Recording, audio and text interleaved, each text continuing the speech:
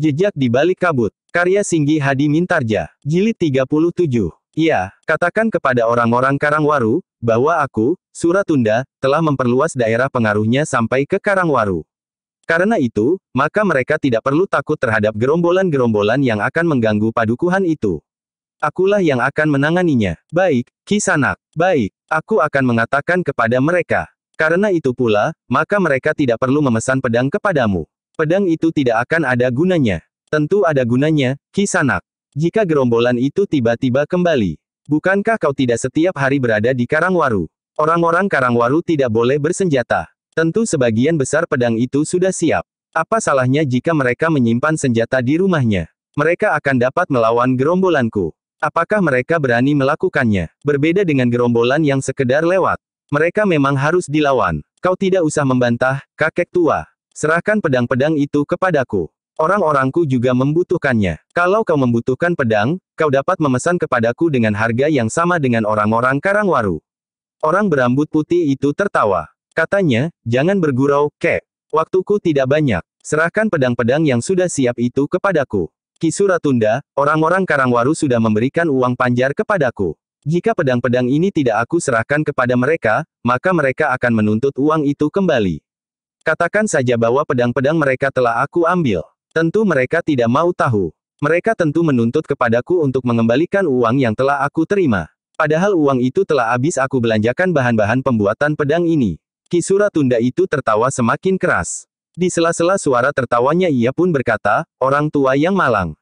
Agaknya nasibmu memang buruk. Karena itu, jangan ambil pedang-pedang itu, Ki Suratunda. Jika pedang-pedang itu kau ambil, aku harus menjual tanah pekaranganku untuk mengembalikan uang panjar itu.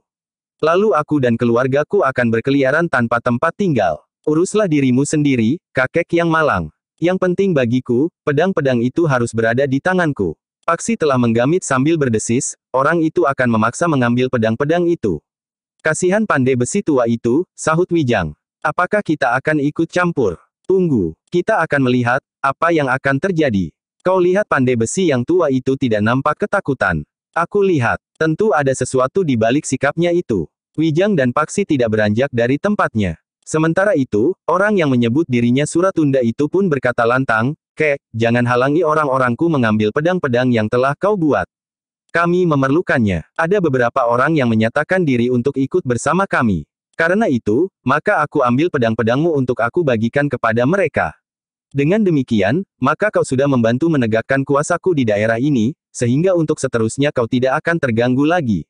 Jangan, Kisanak. Sudah aku katakan, bahwa aku sudah menerima uang panjar dari orang-orang Karangwaru. Diam, akhirnya kesabaran Suratunda itu pun sampai ke batas. Kepada orang-orangnya Suratunda itu pun berkata lantang, ambil pedang-pedang yang sudah siap itu. Tetapi pandai besi yang tua itu tiba-tiba saja bangkit berdiri sambil berkata, Suratunda, aku katakan sekali lagi jangan ganggu kami. Kami juga sedang mencari uang untuk menghidupi keluarga kami. Jika kau ingin mencari kekayaan, harta benda dan apa saja dengan caramu, lakukanlah. Aku tidak akan mengganggumu. Tetapi kau jangan menggangguku. Wajah Suratunda menjadi merah.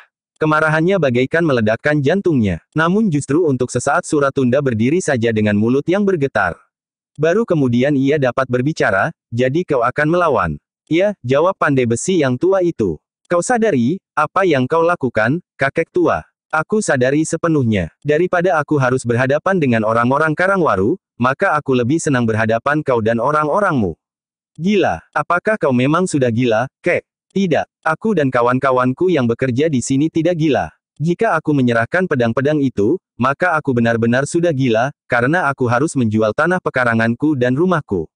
Kau tahu, bahwa kau akan dapat mati karena pokalmu itu. Kalau aku mati, maka aku tidak perlu lagi berpikir untuk mengembalikan uang panjar yang sudah aku terima dari orang-orang Karangwaru. Setan kau, kakek tua, Suratunda itu pun menjadi semakin marah. Lalu katanya kepada orang-orangnya, tangkap orang tua itu. Aku ingin ia tetap hidup.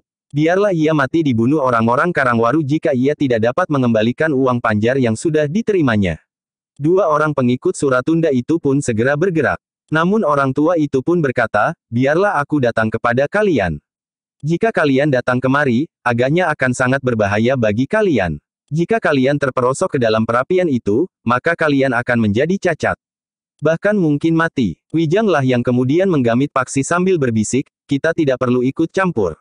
Iya, orang tua itu nampaknya cukup meyakinkan. Sebenarnya lah, pandai besi yang tua itu pun kemudian keluar dari gubuk tempatnya bekerja. Demikian ia berada di depan gubuknya, maka dua orang telah menangkap lengannya.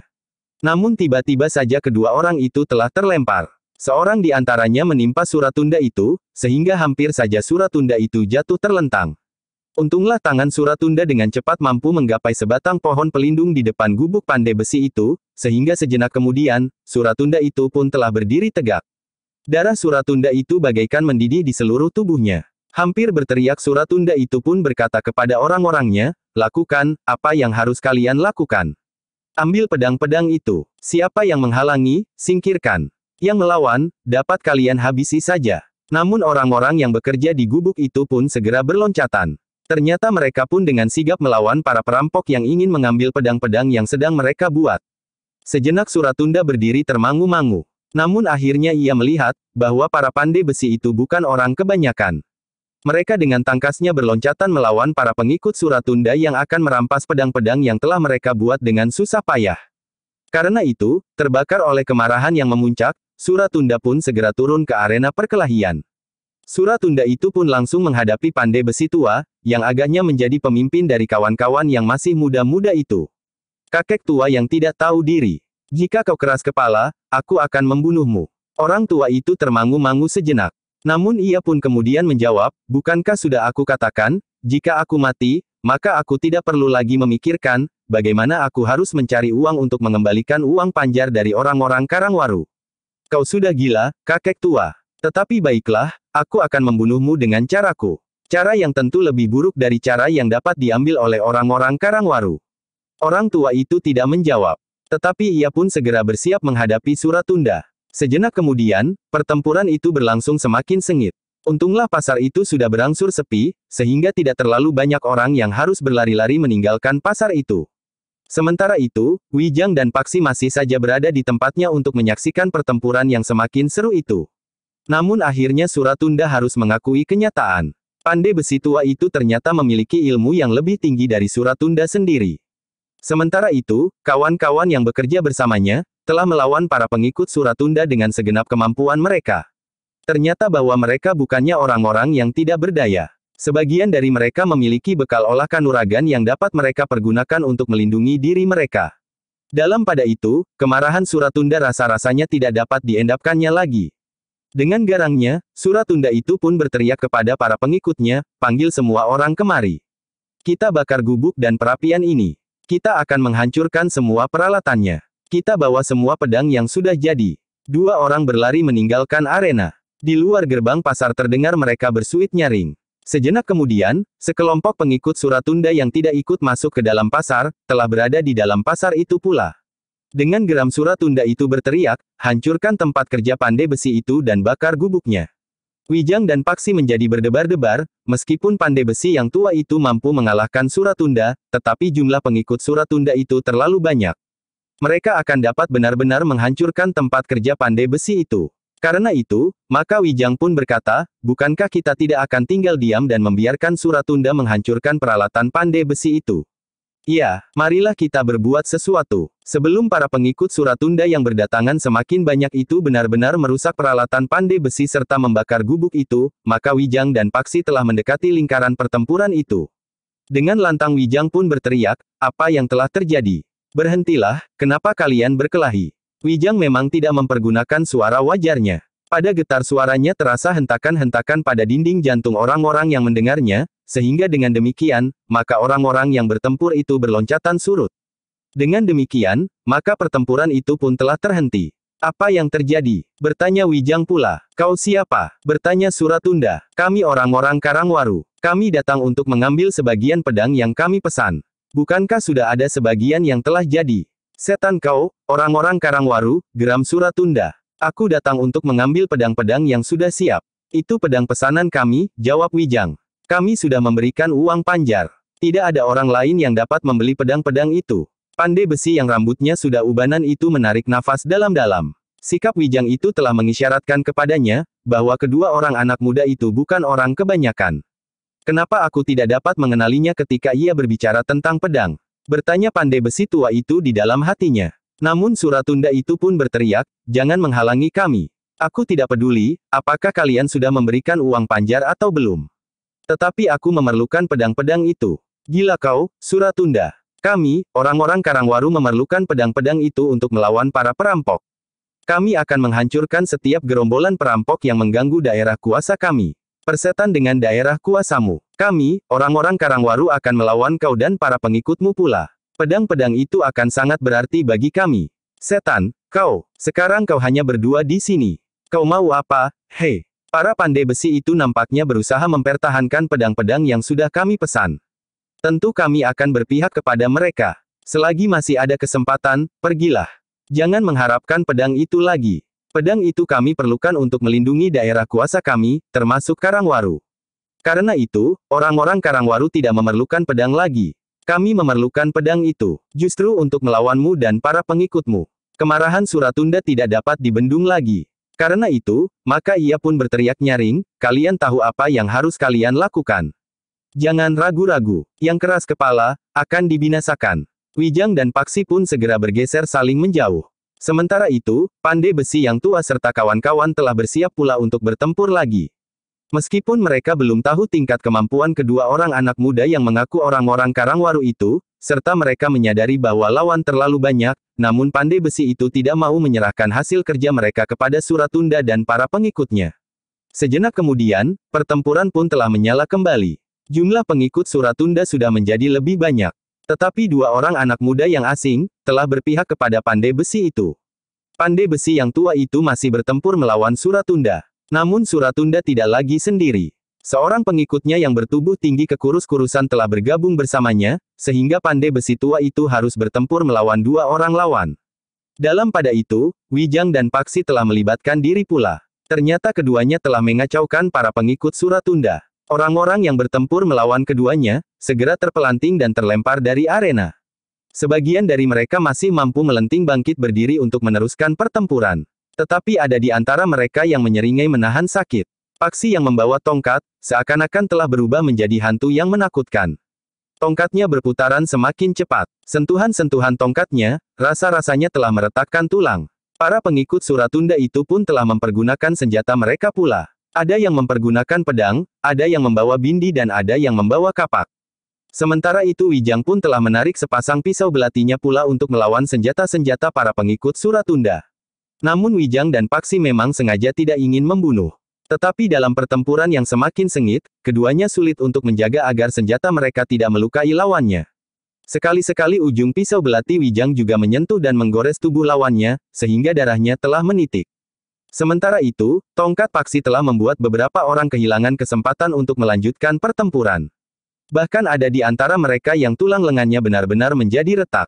Seorang yang lain, pergelangan tangannya tidak lagi dapat digerakkan. Sedangkan seorang yang bertubuh tinggi kekurus-kurusan jatuh tersungkur karena tongkat Paksi menyambar pahanya sehingga tulang pahanya menjadi retak. Beberapa orang pandai besi itu sempat melihat sekilas kedua orang anak muda yang sedang bertempur dengan garangnya itu. Mereka menyadari bahwa keduanya adalah orang-orang yang berilmu tinggi. Bahkan pandai besi yang tua itu pun berkata kepada dirinya sendiri, alangkah bodohnya aku memperlakukan kedua anak muda itu sebagai anak-anak muda yang dungu. Ternyata mereka adalah anak-anak yang berilmu tinggi sekali. Pandai besi yang tua itu masih bertempur melawan Suratunda. Ternyata Suratunda masih saja mengalami kesulitan meskipun seorang pengikutnya membantunya. Semakin lama, kawan-kawan Suratunda pun menjadi semakin menyusut. Beberapa orang yang berusaha untuk menghentikan perlawanan Wijang dan Paksi yang mengaku orang-orang Karangwaru itu sudah tidak berdaya. Yang masih mampu bertempur sudah menjadi putus asa. Mereka seakan-akan hanya tinggal mengepung Wijang dan Paksi dalam sebuah lingkaran yang semakin longgar. Para pandai besi yang mempertahankan pedang yang telah mereka buat dengan susah payah itu pun semakin mendesak lawan-lawan mereka pula, karena sebagian dari para pengikut Suratunda sudah tidak berdaya dan yang lain dalam kelompok menghadapi Wijang dan Paksi. Dalam pada itu, Suratunda sendiri menjadi semakin sulit. Ketika orang-orangnya menjadi semakin menyusut, maka seorang pandai besi yang masih muda telah mengambil lagi pasangan Suratunda, sehingga dengan demikian Suratunda harus bertempur lagi seorang melawan seorang dengan pandai besi yang tua itu. Dalam pada itu, Suratunda sudah tidak mempunyai harapan lagi. Para pengikutnya pun tidak mungkin lagi dapat mengalahkan para pandai besi yang bertempur bersama-sama dengan kedua orang Karangwaru itu. Karena itu, maka Suratunda itu tidak mempunyai pilihan lain. Ketika keadaannya menjadi semakin rumit, maka ia pun segera bersuit nyaring. Dalam waktu yang singkat, maka pertempuran itu pun segera menjadi kacau. Orang-orang Suratunda yang masih mungkin melarikan diri telah dengan sengaja membuat pertempuran itu menjadi tidak menentu. Mereka berlarian silang menyilang untuk memberikan peluang kepada Suratunda untuk menghilang. Baru kemudian mereka berusaha untuk melarikan diri, meninggalkan arena pertempuran, sambil membantu kawan-kawan mereka yang kesakitan dan luka. Pandai besi yang tua itu pun memberi isyarat kepada orang-orangnya untuk tidak mengejar mereka. Ia pun telah melepaskan Suratunda pula. Orang-orang itu akan menjadi sangat berbahaya, Kek, berkata salah seorang pandai besi yang masih muda. Kita akan mempersiapkan diri sebaik-baiknya. Kita akan berbicara dengan orang-orang Karangwaru, para bebahu padukuhan ini serta orang-orang yang ditugaskan di pasar ini. Tetapi kedua orang anak muda itu bukan benar-benar orang Karangwaru. Mereka telah membantu kita serta menyesuaikan diri dengan keadaan yang sedang kita hadapi. Pandai besi yang tua itu menarik nafas dalam-dalam. Selangkah demi selangkah orang itu mendekati Wijang dan Paksi yang berdiri termangu-mangu. Terima kasih, anak muda. Kalian telah membantu menyelamatkan kami. Bukan apa-apa, Kek. Bukankah sudah menjadi kewajiban kita untuk saling membantu? Aku minta maaf atas kebodohanku, anak muda. Maksud kakek, aku tidak dapat melihat kemampuan kalian berdua sejak awal. Kalian tentu menertawakan aku ketika aku mencoba menggurui Angger. Tidak, Kek, tidak. Nasihat kakek itu sangat berarti. Adalah kebetulan bahwa kami berdua yang mendengarkan kali ini. Tetapi nasihat kakek itu akan sangat berarti pula bagi orang lain. Orang itu menarik nafas panjang. Ketika ia mengedarkan pandangan matanya, maka dilihatnya pasar itu sudah sepi. Satu dua orang yang berdatangan kembali setelah suasana menjadi tenang, masih berdiri termangu-mangu. Namun mereka pun kemudian segera mengemasi barang-barang mereka yang tersisa. Jangan takut untuk datang lagi ke pasar ini, berkata pandai besi yang tua itu kepada mereka. Pasar ini tidak boleh mati, lalu suaranya menurun seolah-olah ditujukan kepada diri sendiri, di sini aku mencari nafkah. Jika pasar ini mati, maka lapangan kerja kami juga akan mati. Tidak, Kek, sahut Paksi. Kakek sudah mempunyai beberapa orang langganan. Seandainya, hanya seandainya pasar ini mati, namun jika kakek masih bekerja di sini, akan berdatangan orang-orang yang sudah terbiasa berhubungan dengan kakek. Bahkan orang-orang baru pun akan berdatangan karena mereka membutuhkan alat-alat pertanian serta alat-alat kerja yang lain. Parang, kapak, dan ternyata kakek juga membuat senjata. Sepanjang senjata itu berada di tangan yang benar untuk kepentingan yang benar seperti orang-orang Karangwaru, maka kakek tidak perlu merasa bersalah. Iya, Ngger, kakek itu mengangguk-angguk. Nah, silakan kakek melanjutkan kerja kakek. Aku kira Suratunda akan berpikir ulang, jika ia ingin datang kemari. Kami akan menyelesaikan kerja kami untuk hari ini, anak-anak muda. Kami akan pergi ke Karangwaru untuk menyerahkan pesanan mereka yang sudah siap. Jika pedang-pedang itu jatuh ke tangan orang lain, maka aku harus mengganti uang panjar itu. Jadi, kakek akan pergi ke Karangwaru. Iya, Ngger. Paksi itu pun kemudian berpaling kepada Wijang sambil berdesis, apakah kita juga akan pergi ke Karangwaru? Kita akan dapat mendengar sedikit keterangan tentang perampok itu. Wijang mengangguk. Katanya, baiklah. Kita akan pergi bersama mereka ke Karangwaru. Kalian berdua juga akan pergi ke Karangwaru. Bertanya kakek tua itu. Iya, Kek, jawab Wijang. Kami ingin mendapat sedikit keterangan tentang para perampok yang telah mengganggu ketenangan orang-orang Karangwaru. Baik, anak-anak muda. Tetapi silahkan menunggu sebentar. Kami akan membenahi peralatan kami. Wijang dan Paksi pun kemudian duduk di atas amben panjang di depan gubuk itu. Sementara itu, beberapa orang yang telah mengemasi barang-barang dagangan mereka, maka mereka pun telah meninggalkan pasar itu pula. Sambil membenahi alat-alatnya pandai besi yang tua itu pun berkata, aku juga harus berbicara dengan Ki Bekel di padukuhan ini, anak muda. Pasar ini merupakan penghasilan yang baik bagi padukuhan ini, sehingga jika pasar ini mati, maka padukuhan ini akan kehilangan sumber yang terhitung deras. Karena itu, Ki Bekel harus mengambil langkah-langkah untuk mengatasi gerombolan-gerombolan seperti gerombolan Suratunda yang merasa dirinya berkuasa di daerah ini. Bukankah kakek dan Ki Bekel dapat bekerja sama dengan orang-orang Karangwaru yang telah terlanjur mempersiapkan diri?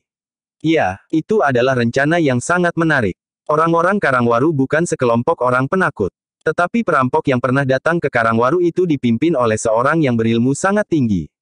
Orang-orang Karangwaru yakin, bahwa sebenarnya mereka bukan sekelompok perampok. Hanya karena keadaan yang memaksa, maka mereka telah merampok rumah seorang saudagar kaya di Karangwaru.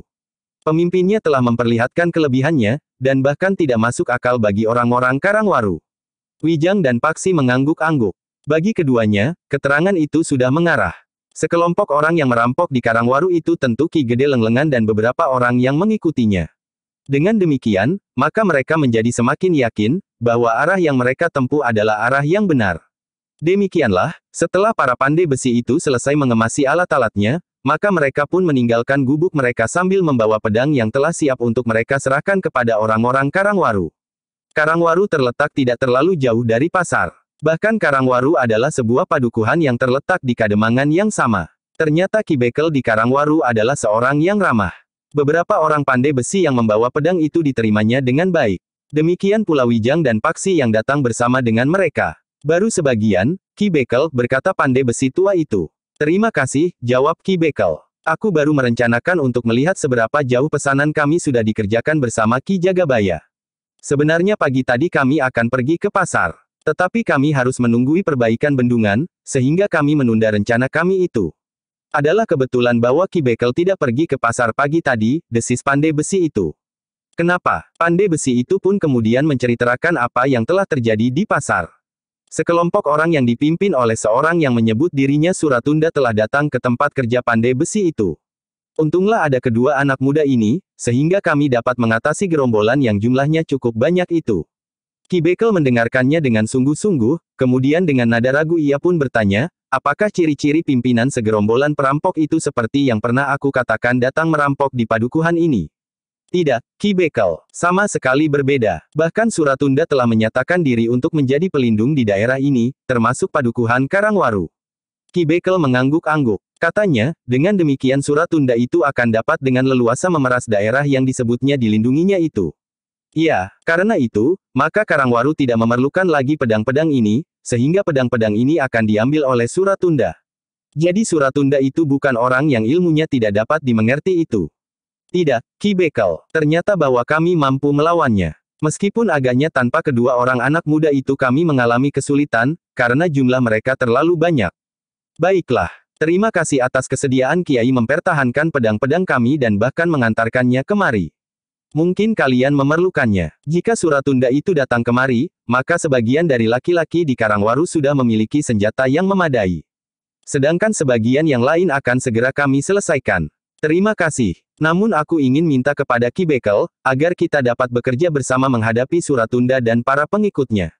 Tentu, kita saling membutuhkan. Apalagi kedua orang anak muda itu. Mudah-mudahan kita akan dapat melawan Suratunda dan para pengikutnya. Namun kami, orang-orang Karangwaru harus berhati-hati menghadapi sekelompok orang yang dipimpin oleh orang yang berilmu sangat tinggi itu. Jumlah mereka tidak banyak, tetapi nampaknya mereka tidak akan terlawan. Aku kira mereka tidak akan datang lagi ke padukuhan ini, Ki Bekel, berkata Wijang menyela. Ki Bekel itu mengerutkan dahinya. Pandai besi yang tua itu, serta kawan-kawan pun merasa tertarik kepada keterangan Wijang itu. Kenapa orang-orang itu tidak akan datang lagi? Bertanya Ki Bekel. Mereka hanya lewat. Pada dasarnya mereka memang bukan perampok, jawab Wijang. Dari mana kau tahu? Bertanya Ki Bekel. Wijang termangu-mangu sejenak. Namun kemudian ia pun berkata, aku juga berkepentingan dengan mereka. Ki Bekel memandang Wijang dan Paksi berganti-ganti. Sementara itu pandai besi yang tua itu pun berkata, jadi kehadiran kalian di sini ada hubungannya dengan perampok yang berilmu tinggi itu. Aku hanya sekedar mengikuti arah perjalanannya. Tentu bukannya tanpa maksud. Wijang termangu-mangu sejenak. Namun kemudian katanya, sudahlah. Kami akan segera meneruskan perjalanan kami mengikuti arah perjalanan orang-orang yang kalian sebut perampok itu. Tetapi Ki Bekel masih bertanya, jika mereka sebenarnya bukan perampok, siapakah mereka itu? Mereka pada dasarnya memang bukan perampok. Mereka justru lebih berbahaya dari sekelompok perampok. Orang itu jauh lebih berbahaya dari Suratunda. Ki Bekel dan pandai besi yang tua itu mengangguk-angguk. Sementara Wijang pun berkata, sebaiknya kami minta diri. Kami akan melanjutkan perjalanan kami. Kenapa kalian tidak bermalam barang semalam di sini? Besok pagi-pagi kalian dapat melanjutkan perjalanan. Seandainya kalian berangkat juga sekarang, maka beberapa saat lagi langit pun akan menjadi suram. Senja akan segera turun. Terima kasih, Ki Bekel. Mudah-mudahan di perjalanan pulang kelak kami dapat singgah. Jika sebentar lagi malam turun, kami tidak harus segera berhenti. Sebagai pengembara kami dapat saja berjalan siang atau malam. Pandai besi yang tua itu juga tidak dapat mencegah kedua anak muda itu untuk bermalam.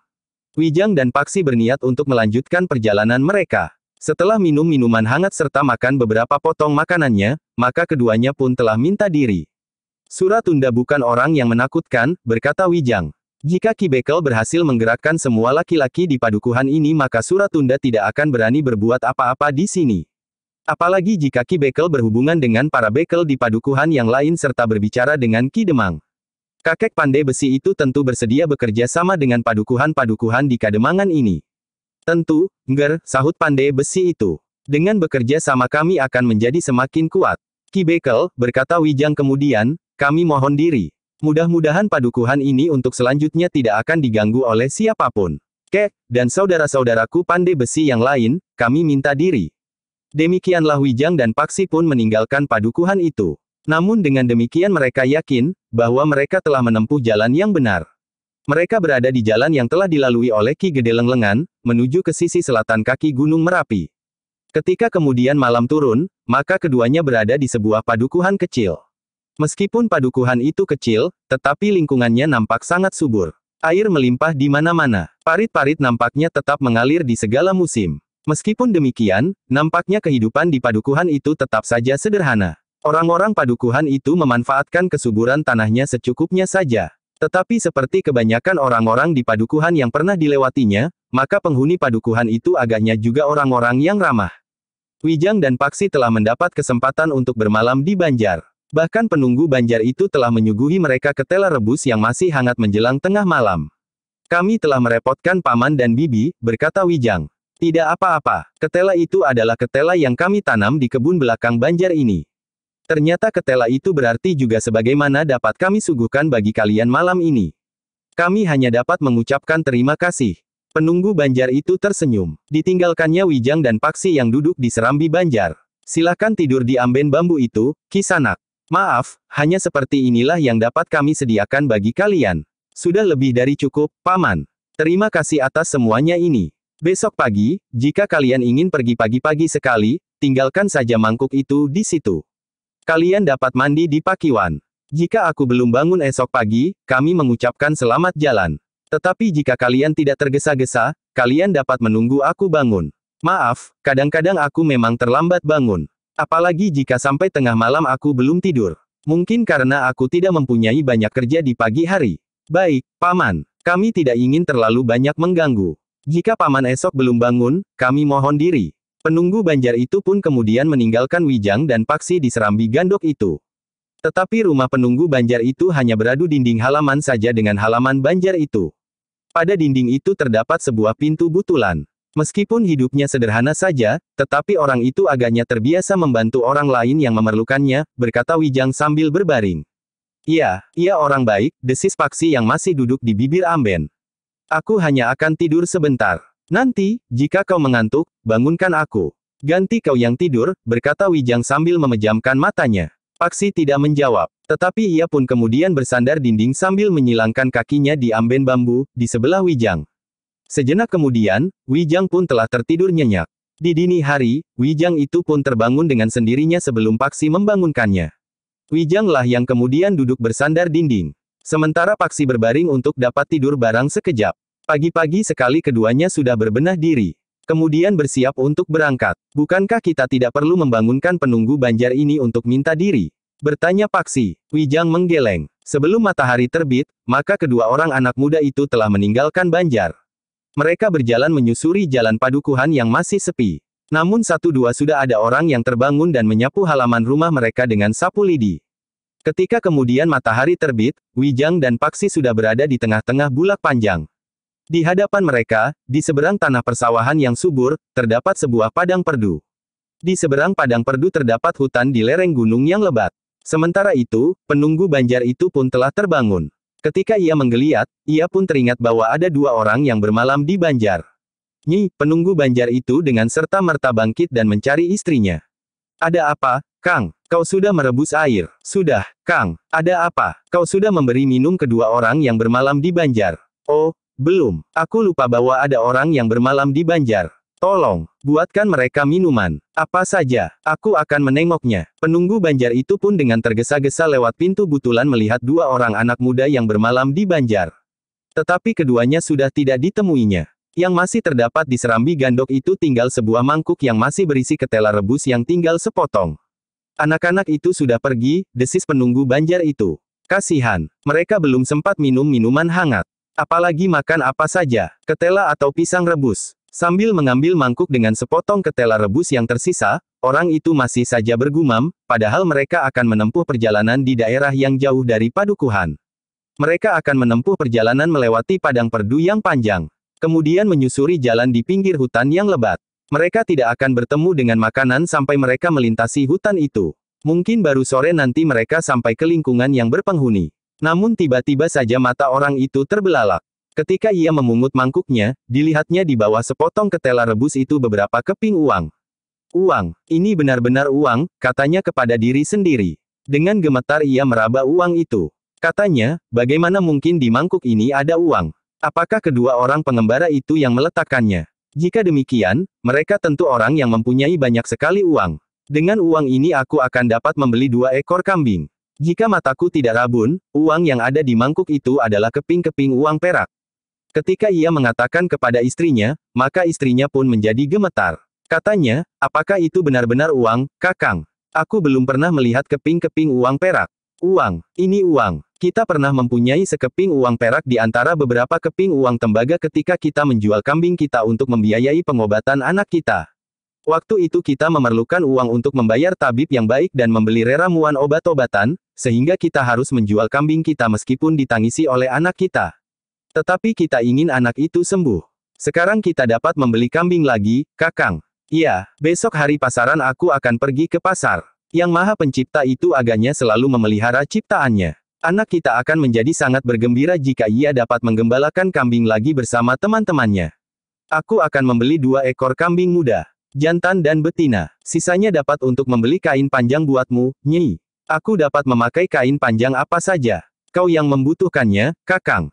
Jika ada tamu di Banjar, kau memerlukan pakaian yang lebih pantas. Kita akan membeli kain panjang 2 lembar, ya Nyi. Terserah kepada Kakang. Tetapi apakah uang itu memang untuk kita? Jika tidak untuk kita, uang itu tentu tidak akan diletakkan di dalam mangkuk itu. Jika mereka hanya sekedar meletakkan selama mereka tidur, tetapi mereka lupa untuk memungutnya kembali. Kita akan menunggu sampai hari pasaran. Jika benar mereka sekedar lupa, maka mereka akan segera kembali. Tetapi jika sampai pada hari pasaran mereka tidak kembali, berarti mereka tidak sekedar lupa. Jika mereka kembali, kita harus mengembalikannya, Nyi. Utuh seperti saat kita temukan. Perempuan itu mengangguk-angguk. Sekarang, biarlah aku simpan uang itu bersama mangkuk dan ketela yang sepotong itu. Jika mereka memang kelupaan dan kembali lagi, kita berikan mangkuk itu sebagaimana saat aku mengambilnya. Penunggu Banjar itu pun kemudian menyimpan uang di dalam mangkuk bersama sepotong ketela rebus itu di dalam geledek di ruang dalam rumahnya yang tidak begitu besar. Anaknya tidak pernah membuka geledek itu, sehingga ia tidak akan melihat bahwa di geledek itu ada uangnya. Dalam pada itu, Wijang dan Paksi yang sudah berada di bulak panjang berjalan semakin jauh dari padukuhan kecil itu. Sambil menengadahkan wajahnya Wijang pun berdesis, penunggu Banjar itu agaknya sudah bangun sekarang. Ia akan terkejut melihat uang di mangkuk itu. Mudah-mudahan uang itu tidak diketemukan oleh orang lain. Kelak jika ada kesempatan kita singgah lagi. Mungkin orang itu masih ingat kepada kita. Tetapi nampaknya kita memerlukan waktu yang panjang bagi pengembaraan itu. Paksi mengangguk-angguk. Katanya, iya, agaknya kita memerlukan waktu yang panjang. Untuk sesaat keduanya pun saling berdiam diri. Mereka melangkah di jalan yang semakin lama semakin sempit dan agaknya semakin jarang dilewati orang. Jalan itu pun kemudian berbelok memasuki padang perdu yang miring.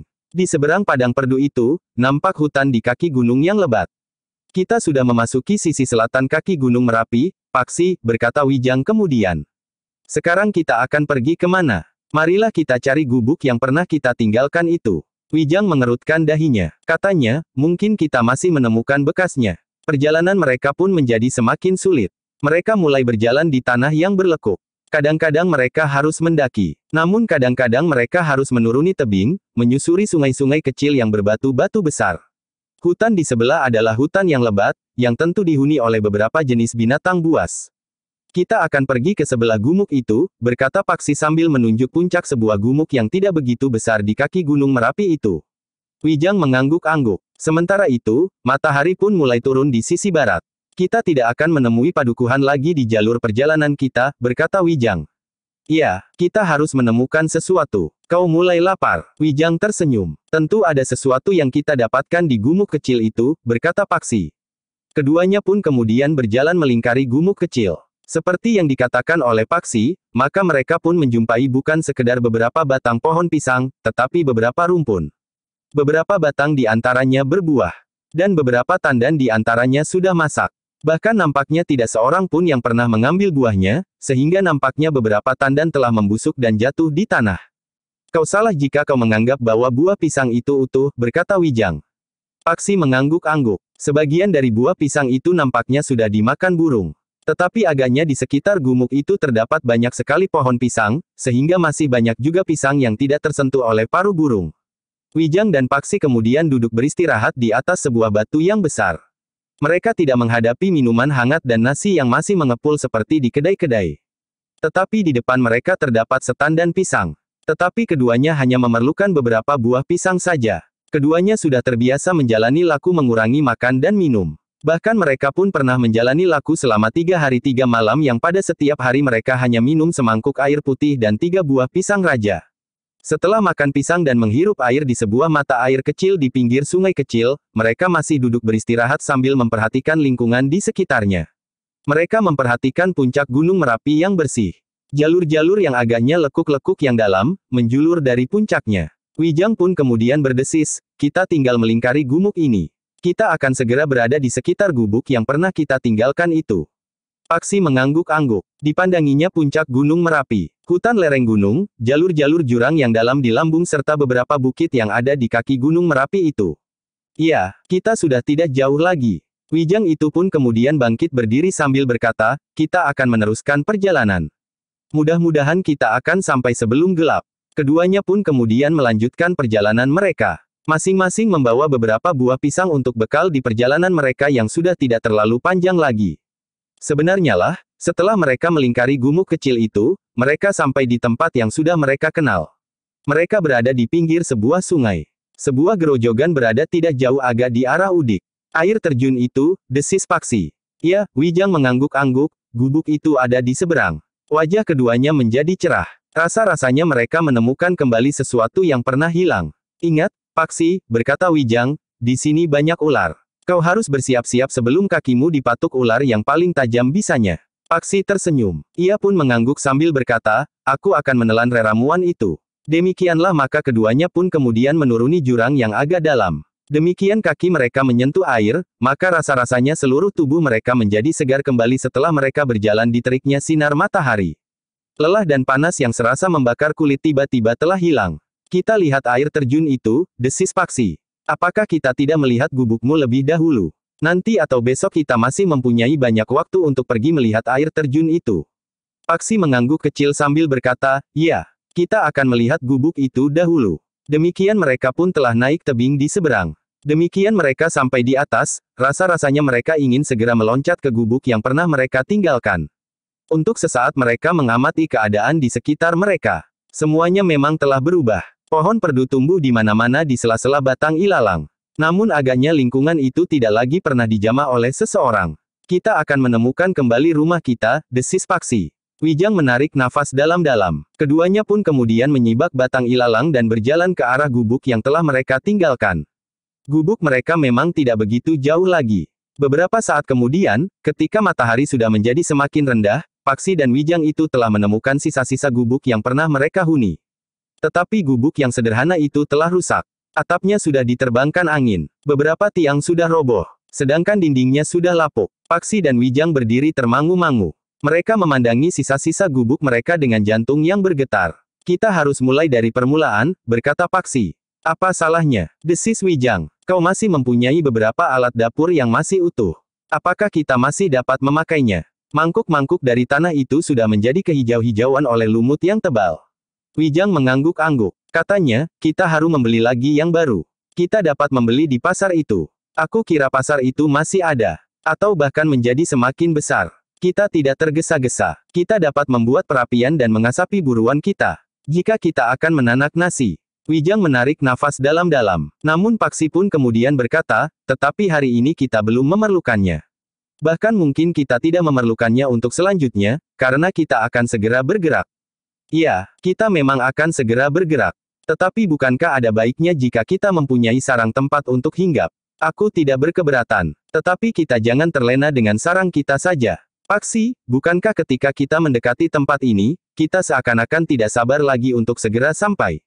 Untuk segera melihat apakah gubuk itu masih ada. Aku memang ingin segera melihat gubuk yang pernah kita huni ini. Tetapi setelah itu, aku merasa terlalu lamban bergerak untuk menemukan adikku.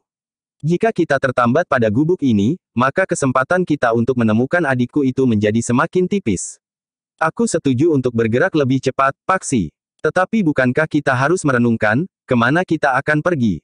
Siapa yang pertama-tama akan kita hubungi dan mencari jawab dari berbagai macam pertanyaan yang lain? Paksi menarik nafas dalam-dalam. Sementara Wijang pun berkata, besok kita khususkan waktu kita sehari untuk memperbaiki gubuk ini. Ada sebagian bahannya yang masih dapat dipergunakan. Paksi tidak menjawab, tetapi ia mengangguk kecil. Sementara itu, langit pun menjadi semakin muram. Senja mulai turun. Sementara itu, Paksi dan Wijang masih mempunyai beberapa buah pisang yang dapat mereka makan. Malam itu keduanya tidur di atas ketepe yang masih mereka temukan di gubuk itu. Bergantian, mereka tidak tahu, apakah lingkungan itu masih saja seperti pada saat-saat mereka tinggal di gubuk itu, atau menjadi lebih garang. Karena itu, maka mereka harus lebih berhati-hati. Wijang lah yang tidur lebih dahulu. Baru kemudian di tengah malam tanpa dibangunkan, Wijang itu pun bangun sendiri. Tidurlah, berkata Wijang. Aku sudah terlalu lama tidur. Kepalaku akan dapat menjadi pening jika aku tidur lebih lama lagi. Paksi lah yang kemudian berbaring berselimut kain panjangnya. Dinginnya malam serasa menggigit tulang. Kaki gunung Merapi itu rasa-rasanya telah membeku. Dedaunan, pepohonan dan rerumputan berdiri diam mematung. Tidak ada angin seberapa lembutnya pun. Sejenak kemudian, Paksi pun terlelap. Ia memang sudah mulai mengantuk pada saat Wijang itu terbangun. Menjelang fajar Paksi pun telah bangun. Keduanya pun telah pergi ke sungai untuk membersihkan diri. Ketika langit terang, keduanya telah duduk di depan gubuk mereka yang berserakan. Dengan nada berat Wijang pun bertanya, apakah kau sudah siap untuk memperbaiki gubuk kita? Paksi mengangguk sambil berdesis, marilah. Aku kira kita tidak memerlukan waktu terlalu lama. Iya, besok kita dapat turun untuk melihat suasana. Kita harus mengenali kembali lingkungan ini sebelum kita bergerak. Menurut jejak pelacakan kita, Ki Gede Lenglengan memang berada di sisi selatan Gunung Merapi. Sedang sepasang suami istri itu untuk sementara kita anggap saja Repak Rembulung dan Pupus Rembulung, sebelum kita menemukan kemungkinan lain. Paksi mengangguk-angguk. Sementara itu Wijang yang benar-benar bersikap sebagai seorang kakak yang sangat memperhatikan adiknya berkata, nah, apakah kita akan mencari makanan lebih dahulu sebelum mulai dengan kerja? Kemana kita mencari makanan? Di sebelah ada hutan yang memberikan kesempatan kita berburu. Di sungai banyak terdapat ikan. Nah, kita akan dapat mengasapinya. Kita buat api di pinggir sungai itu. Mungkin asapnya akan membubung. Mudah-mudahan tidak ada orang yang memperhatikannya dan apalagi datang untuk menengoknya. Nanti saja, Wijang. Sekarang kita mulai dengan kerja. Kita berharap bahwa di rumpun pisang itu kita mendapatkan pisang yang sudah masak. Wijang mengangguk-angguk. Ia pun kemudian bangkit berdiri sambil menarik sepasang pisau belatinya. Katanya, nah, kau pakai yang satu. Kau siapkan tiangnya. Aku akan mengambil pelepah kelapa itu untuk membuat ketepe. Dinding gubuk ini harus diperbaharui. Paksi tidak menjawab. Diterimanya pisau belati itu. Namun ketika Wijang melangkah pergi, Paksi pun berkata, kau akan memanjat pohon kelapa itu. Iya, bukankah di pinggir kali kecil itu berderet pohon kelapa yang berdaun lebat? Bukan hanya daunnya, tetapi juga buahnya. Tidak ada yang memetiknya, sehingga berjatuhan dan hanyut ke hilir. Yang tersangkut di tepian akan tumbuh dan berbuah pula. Paksi tidak bertanya lagi, tetapi ia mulai memilih potongan-potongan bambu yang masih mungkin dipakai. Yang sudah lapuk telah disingkirkan. Untuk menggantikan bambu yang sudah tidak dapat dipergunakan lagi, maka Paksi pun harus memotong bambu dari rumpun bambu atau batang kayu yang tegak dan lurus, di pinggir hutan. Sehari itu, keduanya telah bekerja keras untuk membangun kembali gubuk itu. Wijang pun kemudian menyeret beberapa pelepah kelapa untuk membuat ketepe yang dapat dipergunakan untuk dindingnya. Sementara itu, mereka masih menemukan bekas atap ilalang yang dihanyutkan angin. Mereka pun harus memperbaharuinya pula. Dicarinya ilalang kering untuk melengkapi atap gubuknya. Seperti yang mereka perhitungkan, maka hari itu juga mereka telah menyelesaikan sebagian besar dari gubuk mereka. Atap pun telah terpasang. Demikian pula dinding KTP meskipun lembar-lembar daun kelapanya masih basah. Jika daun itu kering dan menyusut, maka mereka harus merangkapinya dengan yang baru agar menjadi rapat. Ketika matahari menjadi semakin rendah, maka Paksi pun berkata, "Kita sudahi kerja kita hari ini. Kita sempat mencari ikan dan mandi di sungai. Malam nanti kita akan mengasapi beberapa ekor ikan yang dapat kita tangkap. Sementara itu, kita dapat memetik buah pisang di rumpun-rumpun pisang di dekat tebing sungai itu." Wijang mengangguk. Katanya, "Baiklah. Malam nanti kita sudah dapat tidur di dalam sebuah gubuk yang tertutup serta beratap." Demikianlah, maka keduanya pun pergi ke sungai untuk membersihkan diri. Mereka sempat lewat di rumpun batang pisang yang lebat. Beberapa tandan pisang yang masak masih bergayut di batangnya. Ada di antaranya yang telah roboh. Tetapi ada pula yang telah dimakan burung. Ketika malam turun, maka Wijang dan Paksi yang letih telah berbaring di dalam gubuknya. Beberapa ekor ikan yang telah diasapi diletakkan di atas selembar daun pisang. Di sebelahnya, terkumpul duri beberapa ekor ikan yang telah dimakan dagingnya serta kulit pisang kapok kuning. Sambil berbaring keduanya masih sempat berbincang tentang rencana apa yang segera akan mereka lakukan. "Paksi," berkata Wijang kemudian, "kita tidak boleh tergesa-gesa. Kita tidak tahu apa yang sebenarnya terjadi di lingkungan ini setelah kita beberapa lama meninggalkannya. Mungkin adikmu berada di tangan Repak Rembulung dan Pupus Rembulung. Namun kita ketahui, bahwa sebelumnya ada permusuhan antara Repak Rembulung dan Pupus Rembulung serta beberapa perguruan yang lain dengan Harya Wisaka. Jika adikmu merupakan bagian dari anak-anak muda yang dipersiapkan bagi masa datang oleh Harya Wisaka, seharusnya mereka tidak berada di lingkungan Repak Rembulung dan Pupus Rembulung." Paksi mengangguk-angguk. Katanya, menurut perhitungan nalar memang demikian. Tetapi mungkin ada perubahan sikap justru setelah Harya Wisaka tertangkap. Kita pun tidak tahu hubungan antara Ki Gede Lenglengan dengan Repak Rembulung dan Pupus Rembulung. Ya, banyak kemungkinan yang dapat terjadi. Karena itu, apakah yang sebaiknya kita lakukan? Apakah berusaha mencari hubungan dengan Repak Rembulung dan Pupus Rembulung?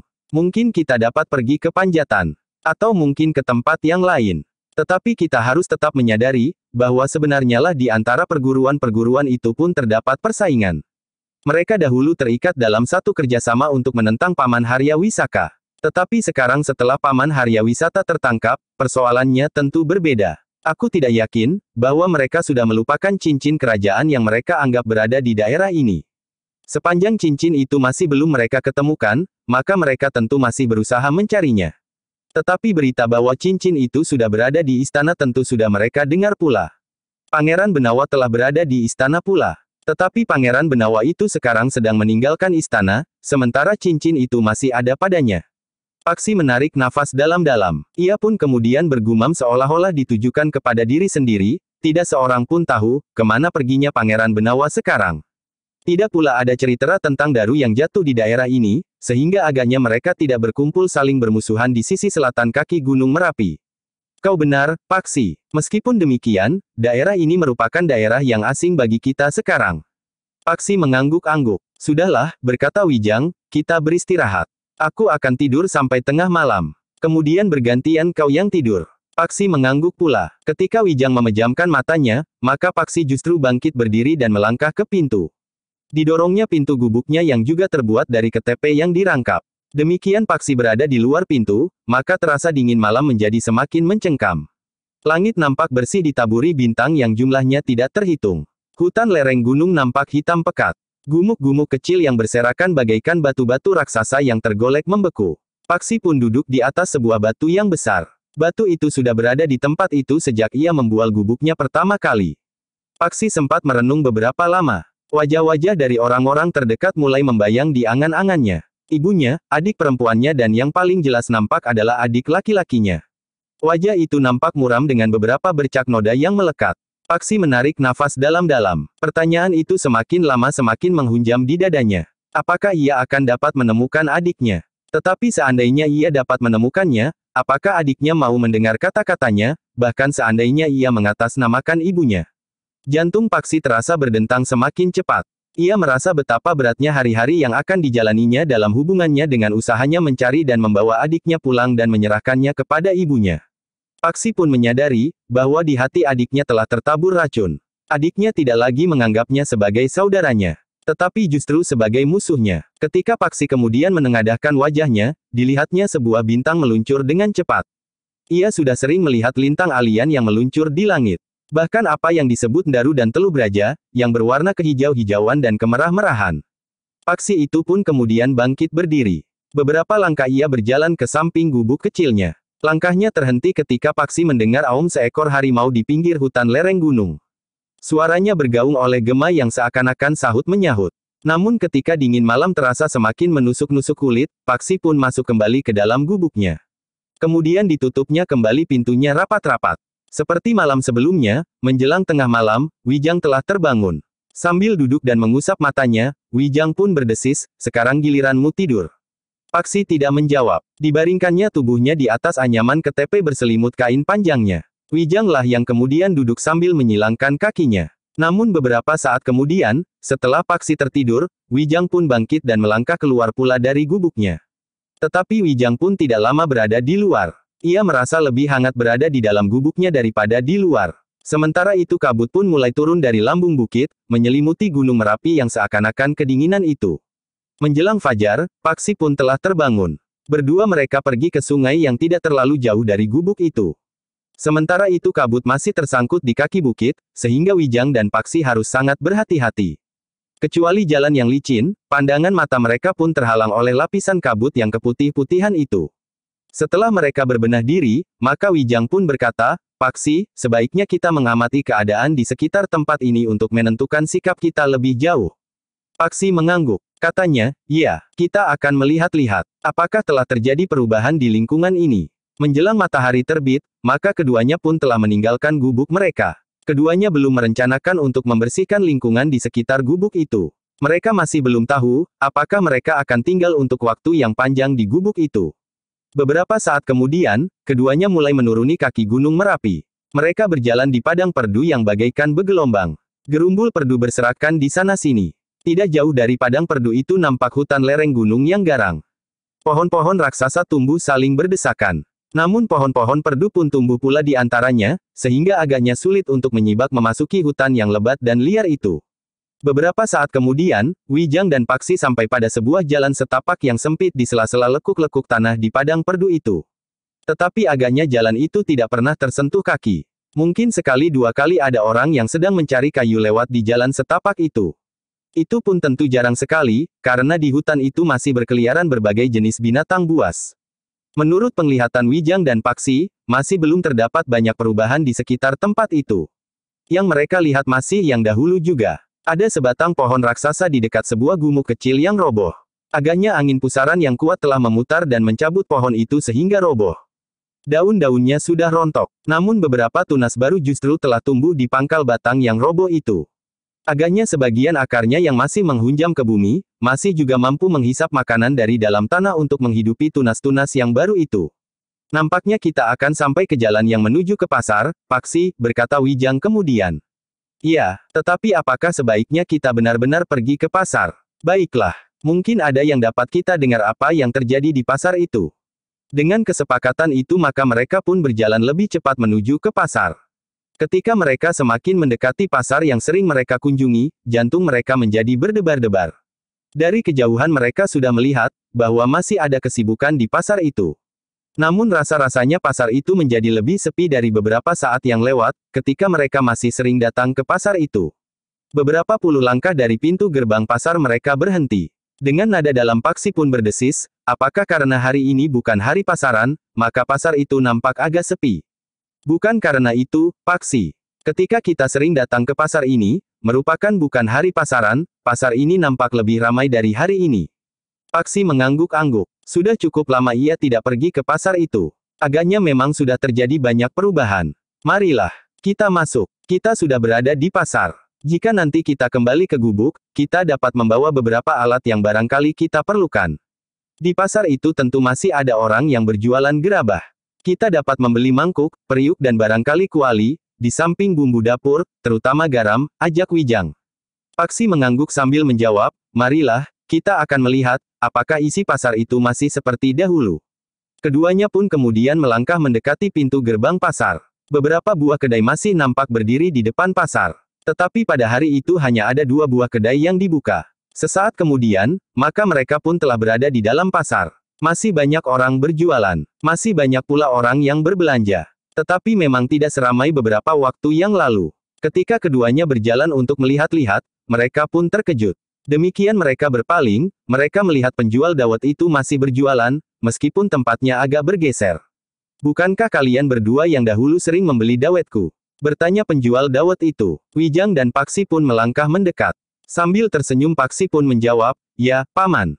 Kami dahulu sering membeli dawet di sini. Tetapi bukankah dahulu Paman tidak berjualan di sini?" Hanya sedikit beringsut, "Anak muda. Agak lebih jauh dari pintu gerbang. Duduklah. Apakah sekarang kalian juga akan membeli dawet lagi?"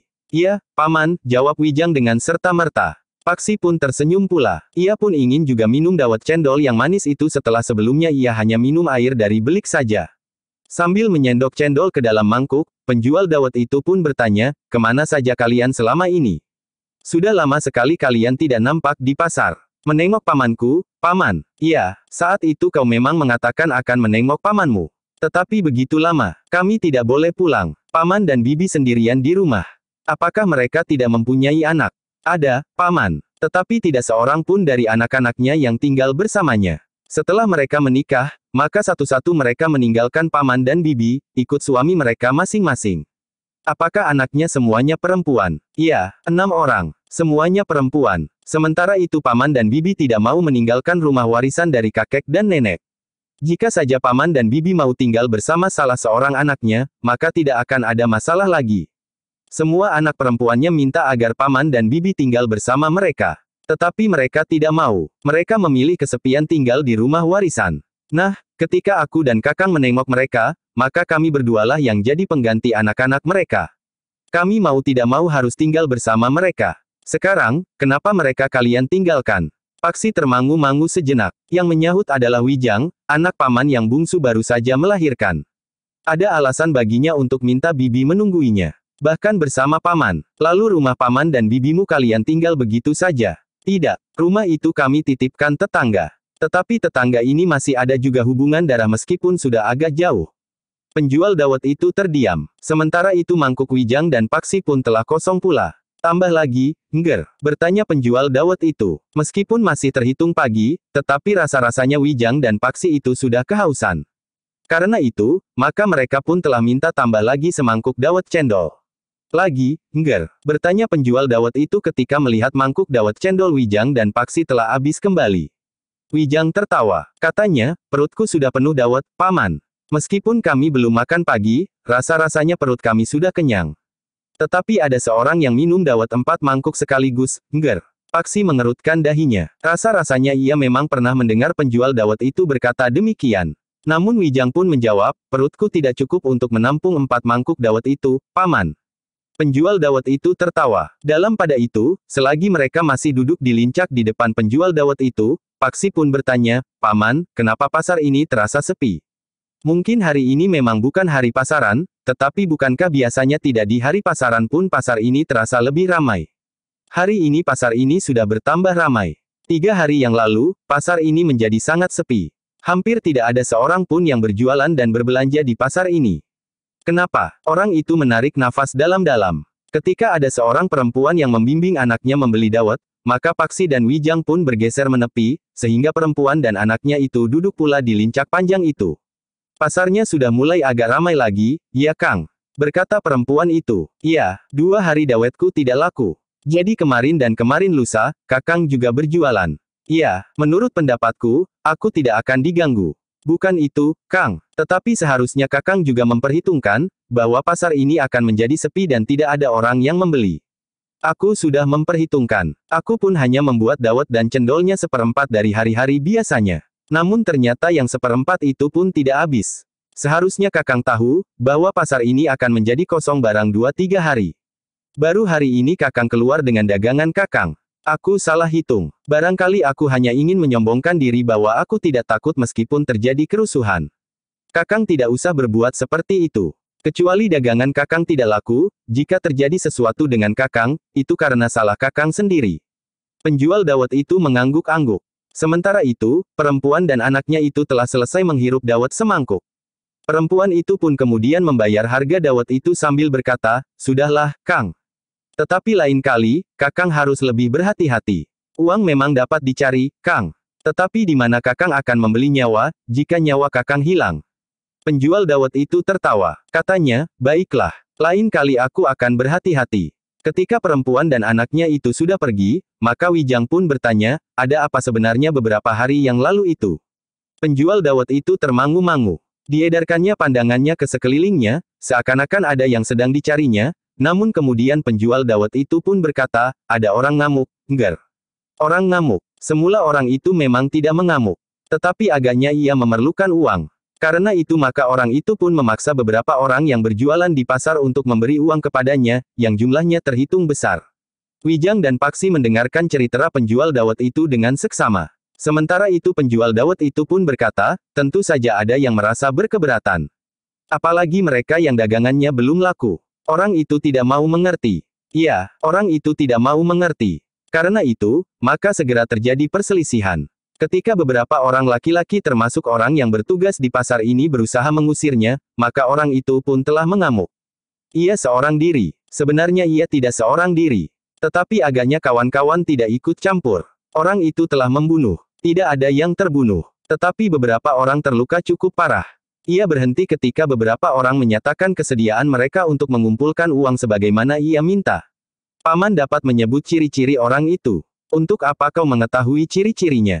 Tidak apa-apa, Paman. Sekedar ingin tahu saja. Penjual dawet itu pun kemudian telah menyebut ciri-ciri orang itu dan satu dua orang yang datang bersamanya. Wijang dan Paksi mendengarkan dengan sungguh-sungguh. Ciri-ciri orang itu menunjukkan bahwa orang itu ialah Ki Gede Lenglengan. Jadi orang itu telah pernah berada di pasar ini. Berkata Paksi di dalam hatinya. Dengan demikian, maka Paksi pun menjadi berdebar-debar. Ia merasa bahwa ia sudah berada tidak terlalu jauh lagi dari adiknya. Tetapi kemana ia harus mencarinya? Menurut dugaannya, maka Ki Gede Lenglengan tidak akan kembali lagi ke pasar itu. Ia tentu akan melanjutkan perjalanan. Tetapi jika tempat tinggal suami istri yang menerima anak-anak muda dari padepokan Ki Gede Lenglengan itu tidak jauh dari pasar ini, maka Ki Gede Lenglengan itu tentu akan pernah kembali lagi. Hampir di luar sadarnya Wijang pun bertanya, bagaimana dengan perempuan-perempuan cantik yang dahulu sering berbelanja di pasar ini tetapi mereka membayar menurut kehendak mereka sendiri itu? Mereka yang tidak mau tahu tentang harga yang sebenarnya dari bahan-bahan makan atau alat-alat yang mereka beli. Sudah jarang sekali terjadi, Ngger. Dahulu memang berkeliaran orang-orang aneh di pasar ini. Tetapi mereka tidak mengamuk seperti beberapa hari yang lalu itu. Tetapi bukankah perkelahian sering terjadi? Iya, di antara orang-orang asing itu. Tetapi apakah sepasar ini tidak mampu menangkap satu orang yang mengamuk itu? Tidak, Ngger. Bahkan orang itu telah menunjukkan pangauan ewan. Ia dapat menunjukkan hal-hal yang tidak masuk akal. Kau lihat cabang pohon yang patah itu. Kami tidak tahu apa yang sudah terjadi. Tiba-tiba saja yang kami lihat, cabang itu berderak dan patah. Wijang dan Paksi hanya mengangguk-angguk saja. Mereka pun hampir pasti, bahwa orang itu adalah Ki Gede Lenglengan. Dalam pada itu, beberapa saat lamanya Wijang dan Paksi duduk di lincak panjang di depan penjual dawet itu. Sejenak kemudian, dua orang perempuan telah berhenti di lincak itu pula. Paman, berkata Paksi kemudian, kami minta diri. Besok kami akan singgah lagi jika kami pergi ke pasar. Kalian tidak kembali ke rumah paman kalian. Iya, tetapi kami masih mempunyai waktu selama paman dan bibi masih menunggui cucunya yang baru lahir itu. Demikianlah, Wijang dan Paksi telah melangkah lagi berkeliling di dalam pasar. Mereka tidak melihat penjual nasi megana itu. Mungkin orang itu masih takut kepada orang yang mengamuk. Tetapi mungkin juga karena orang itu memang sudah tidak berjualan lagi. Namun beberapa saat kemudian, Wijang pun berkata, kita berhenti di kedai itu, Paksi. Paksi mengerutkan dahinya. Namun kemudian ia pun mengangguk. Katanya, marilah. Keduanya pun kemudian telah singgah di salah satu kedai yang buka di depan pasar itu.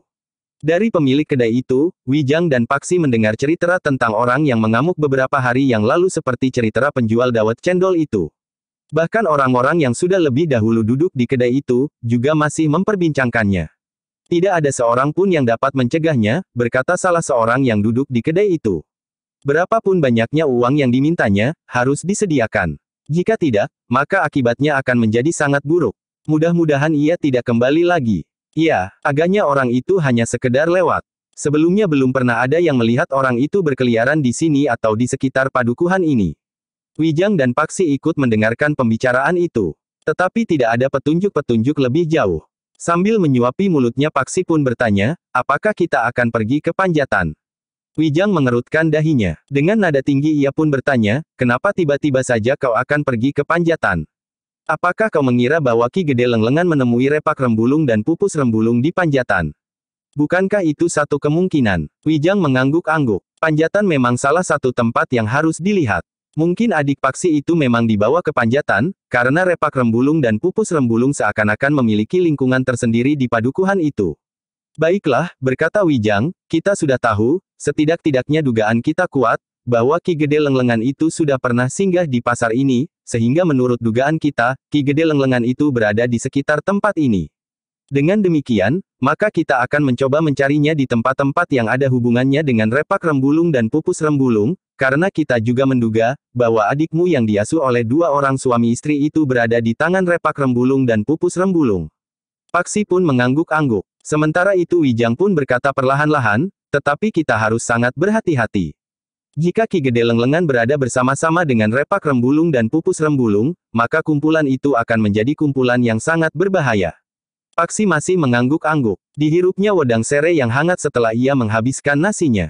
Aku mengerti, berkata Paksi kemudian. Kita memang harus sangat berhati-hati. Jika kita ingin pergi ke Panjatan, menurut pendapatku sebaiknya kita pergi di malam hari. Banyak perlindungan yang kita dapatkan dari kegelapan malam. Apalagi repak rembulung dan pupus rembulung sudah mengenal kita berdua, meskipun mereka hanya mengenal wujud saja. Tetapi jika adikmu melihat kita, maka keadaan akan menjadi sangat gawat. Jika aku ingin bertemu dengan adikku, maka ia tentu akan melihat aku. Tetapi bukankah tidak dengan serta-merta? Jika kita tahu di mana adikmu itu berada, maka kita dapat membuat rencana khusus untuk dapat menemuinya. Paksi mengangguk-angguk. Ia sependapat dengan Wijang, bahwa mereka berdua tidak dapat begitu saja datang ke Panjatan untuk mencari adik laki-lakinya. Karena itu, maka keduanya pun kemudian sepakat untuk pulang ke gubuk mereka lebih dahulu, agar mereka dapat merenungi langkah-langkah yang akan mereka lakukan. Sebelum keduanya pulang, maka keduanya masih memerlukan singgah di pasar. Paksi pun kemudian setuju untuk membeli kelengkapan sehari-hari serta bahan makan yang mereka butuhkan sehari-hari pula, terutama garam. Ketika mereka keluar dari pintu gerbang pasar, mereka pun terkejut. Tiba-tiba saja di hadapan mereka berdiri Kinong. Kinong, kau Kinong, kan? Iya, Kakang. Kau cepat menjadi besar, Kinong. Kau sudah begitu tinggi sekarang. Iya, Kakang. Kau masih bekerja di pasar ini. Masih, Kakang. Setiap hari aku berada di pasar. Ibu juga setiap hari masih berada di pasar. Aku pernah berhenti dan membantu tetangga bekerja di sawah. Tetapi di musim seperti sekarang ini, untuk sementara tidak ada kerja di sawah. Karena itu, aku kembali ke pasar. Tetapi kau datang terlalu siang. Aku ragu-ragu untuk datang hari ini, Kakang. Beberapa hari ini pasar kosong, setelah orang yang berilmu sangat tinggi itu mengacaukannya. Tetapi bukankah sekarang sudah menjadi ramai lagi? Aku tadi sekedar ingin melihat. Besok aku akan datang pagi-pagi. Mungkin besok kita akan ketemu lagi. Sementara pasar akan menjadi lebih ramai. Kakang sudah tahu apa yang terjadi beberapa hari yang lalu. Sudah, Kinong. Aku sudah mendengar dari paman penjual dawet cendol dan dari pemilik kedai itu. Kakang sekarang sudah kembali kemari. Tetapi pada saatnya aku harus pergi lagi. Seharusnya Kakang tidak pergi lagi. Paksi dan Wijang tertawa. Kinong memang tidak lagi kanak-kanak seperti saat mereka tinggalkan. Sekarang Kinong sudah menjadi remaja. Tubuhnya cepat tinggi, tetapi nampak kurus. Wijang dan Paksi pun kemudian minta diri. Sambil mengangguk hormat Kinong berkata, silahkan, Kakang. Besok aku mengharap Kakang datang pula ke pasar. Paksi tertawa. Diambilnya keping uang dari kampilnya sambil berkata, belilah nasi megana. Hei, di mana penjual nasi megana itu sekarang? Apakah ia masih berjualan atau tidak? Masih, Kakang. Tetapi agaknya ia menjadi ketakutan sehingga sampai hari ini ia masih belum nampak. Kalau begitu, belilah yang lain. Nasi tumpang, atau ketan ragi di ujung sana. Kinong nampak ragu-ragu untuk menerima uang itu. Namun Paksi mendesaknya, jangan segan, Kinong. Bukankah kita tetap berkawan seperti dahulu? Kinong akhirnya menerima uang itu sambil berdesis, seharusnya aku melakukan sesuatu untuk menerima imbalan. Ini bukan upah, Kinong. Tetapi sebagai seorang kawan, kita wajib saling membantu. Pada satu saat, akulah yang akan membutuhkan bantuanmu. Apapun wujudnya, Kinong mengangguk. Katanya, terima kasih, Kakang.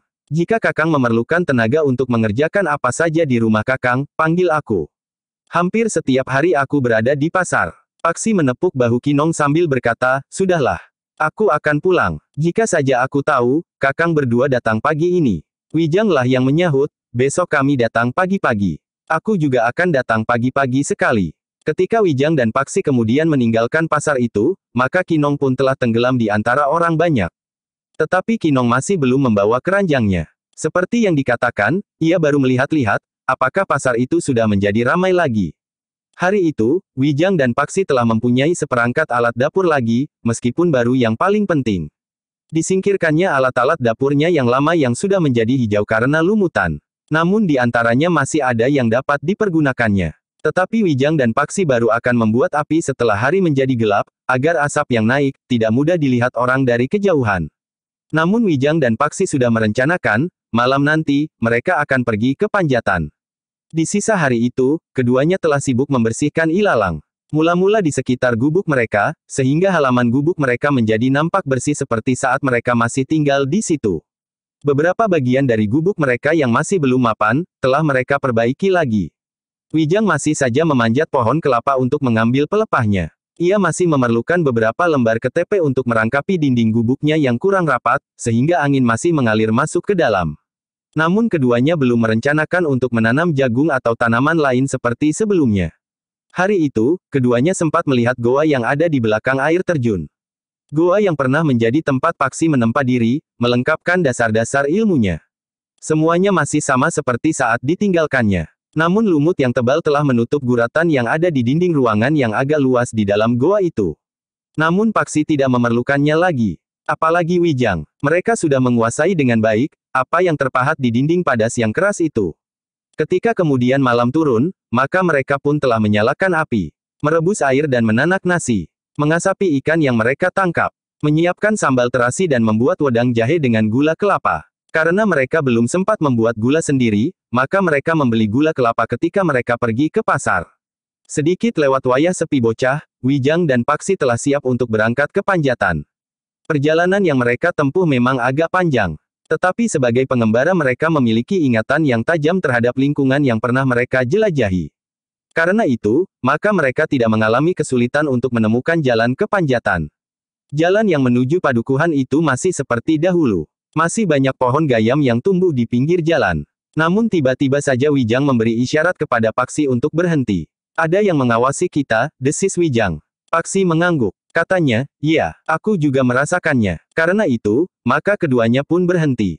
Keduanya duduk di bawah sebatang pohon gayam yang terhitung besar. Lebih besar dari pohon gayam yang tumbuh di sebelah menyebelah. Mereka masih berada di sekitar tempat ini, desis Wijang. Iya, mereka justru mendekat. Wijang dan Paksi pun segera mempersiapkan diri. Paksi meletakkan tongkatnya dekat di sisinya, sementara di pergelangan tangan Wijang telah dikenakan pula perisai khususnya. Sebenarnya lah 4 orang telah merayap mendekati Wijang dan Paksi yang duduk di bawah pohon gayam itu. Namun Wijang dan Paksi masih saja tetap berdiam diri. Bahkan Wijang sempat bersandar pohon gayam yang besar itu, meskipun sebenarnya ia sudah siap menghadapi segala kemungkinan. Tetapi agaknya keempat orang yang merayap mendekat itu juga masih menunggu, apa yang akan dilakukan oleh kedua orang yang berjalan malam-malam menuju ke Panjatan. Untuk beberapa saat mereka beradu kesabaran. Paksi sebenarnya sudah tidak sabar lagi. Tetapi setiap kali Wijang memberinya isyarat untuk tetap berdiam diri. Akhirnya, keempat orang yang merayap mendekat itulah yang tidak sabar lagi. Mereka pun kemudian berloncatan ke tanggul parit di pinggir jalan. Tetapi Wijang masih tetap bersandar pohon gayam, sementara Paksi pun masih saja duduk di tempatnya. Setan alas, geram seorang yang bertubuh tinggi besar dan berkumis lebat, apa yang kalian lakukan di sini? Wijang yang masih bersandar pohon gayam itu berkata, kalian mengejutkan kami. Tetapi keempat orang itu tidak yakin. Mereka sama sekali tidak melihat kedua orang itu terkejut. Apa yang kalian lakukan di sini malam-malam, hei? Bukankah kalian melihat bahwa kami tidak berbuat apa-apa? Kami duduk saja di sini sambil mengantuk. Jangan mencoba berpura-pura. Katakan, siapakah kalian berdua? Wijang termangu-mangu. Namun setelah merenung sejenak, ia pun berkata, sebenarnya apakah yang kalian cari, sehingga malam-malam kalian mengawasi jalan menuju ke Panjatan? Kalian belum menjawab pertanyaanku, siapakah kalian? Kami orang baru di Panjatan, jawab Wijang. Paksi mengerutkan dahinya. Karena ia tidak tahu maksud Wijang, maka Paksi lebih baik berdiam diri daripada ia salah ucap jika ia mencoba menyambung kata-kata Wijang. Sementara itu, orang yang bertubuh tinggi besar dan berkumis tebal itu pun bertanya untuk meyakinkan pendengarannya, jadi kalian orang baru di Panjatan? Ya, kalian berasal dari mana? Kami datang dari Pajang. Orang yang bertubuh tinggi besar itu menggeram. Katanya, jadi benar berita bahwa Repak Rembulung dan Pupus Rembulung sudah berkhianat. Berkhianat, maksudmu, bukankah kalian berada di Panjatan tinggal bersama-sama Repak Rembulung dan Pupus Rembulung? Ya, jawab Wijang. Kau pengikut Harya Wisaka. Wijang menjadi ragu-ragu sejenak. Namun kemudian ia pun menjawab, iya. Tetapi sayang sekali, Harya Wisaka sudah tertangkap. Apakah kau tidak mendengar? Tentu aku mendengar. Orang di seluruh Pajang mendengarnya.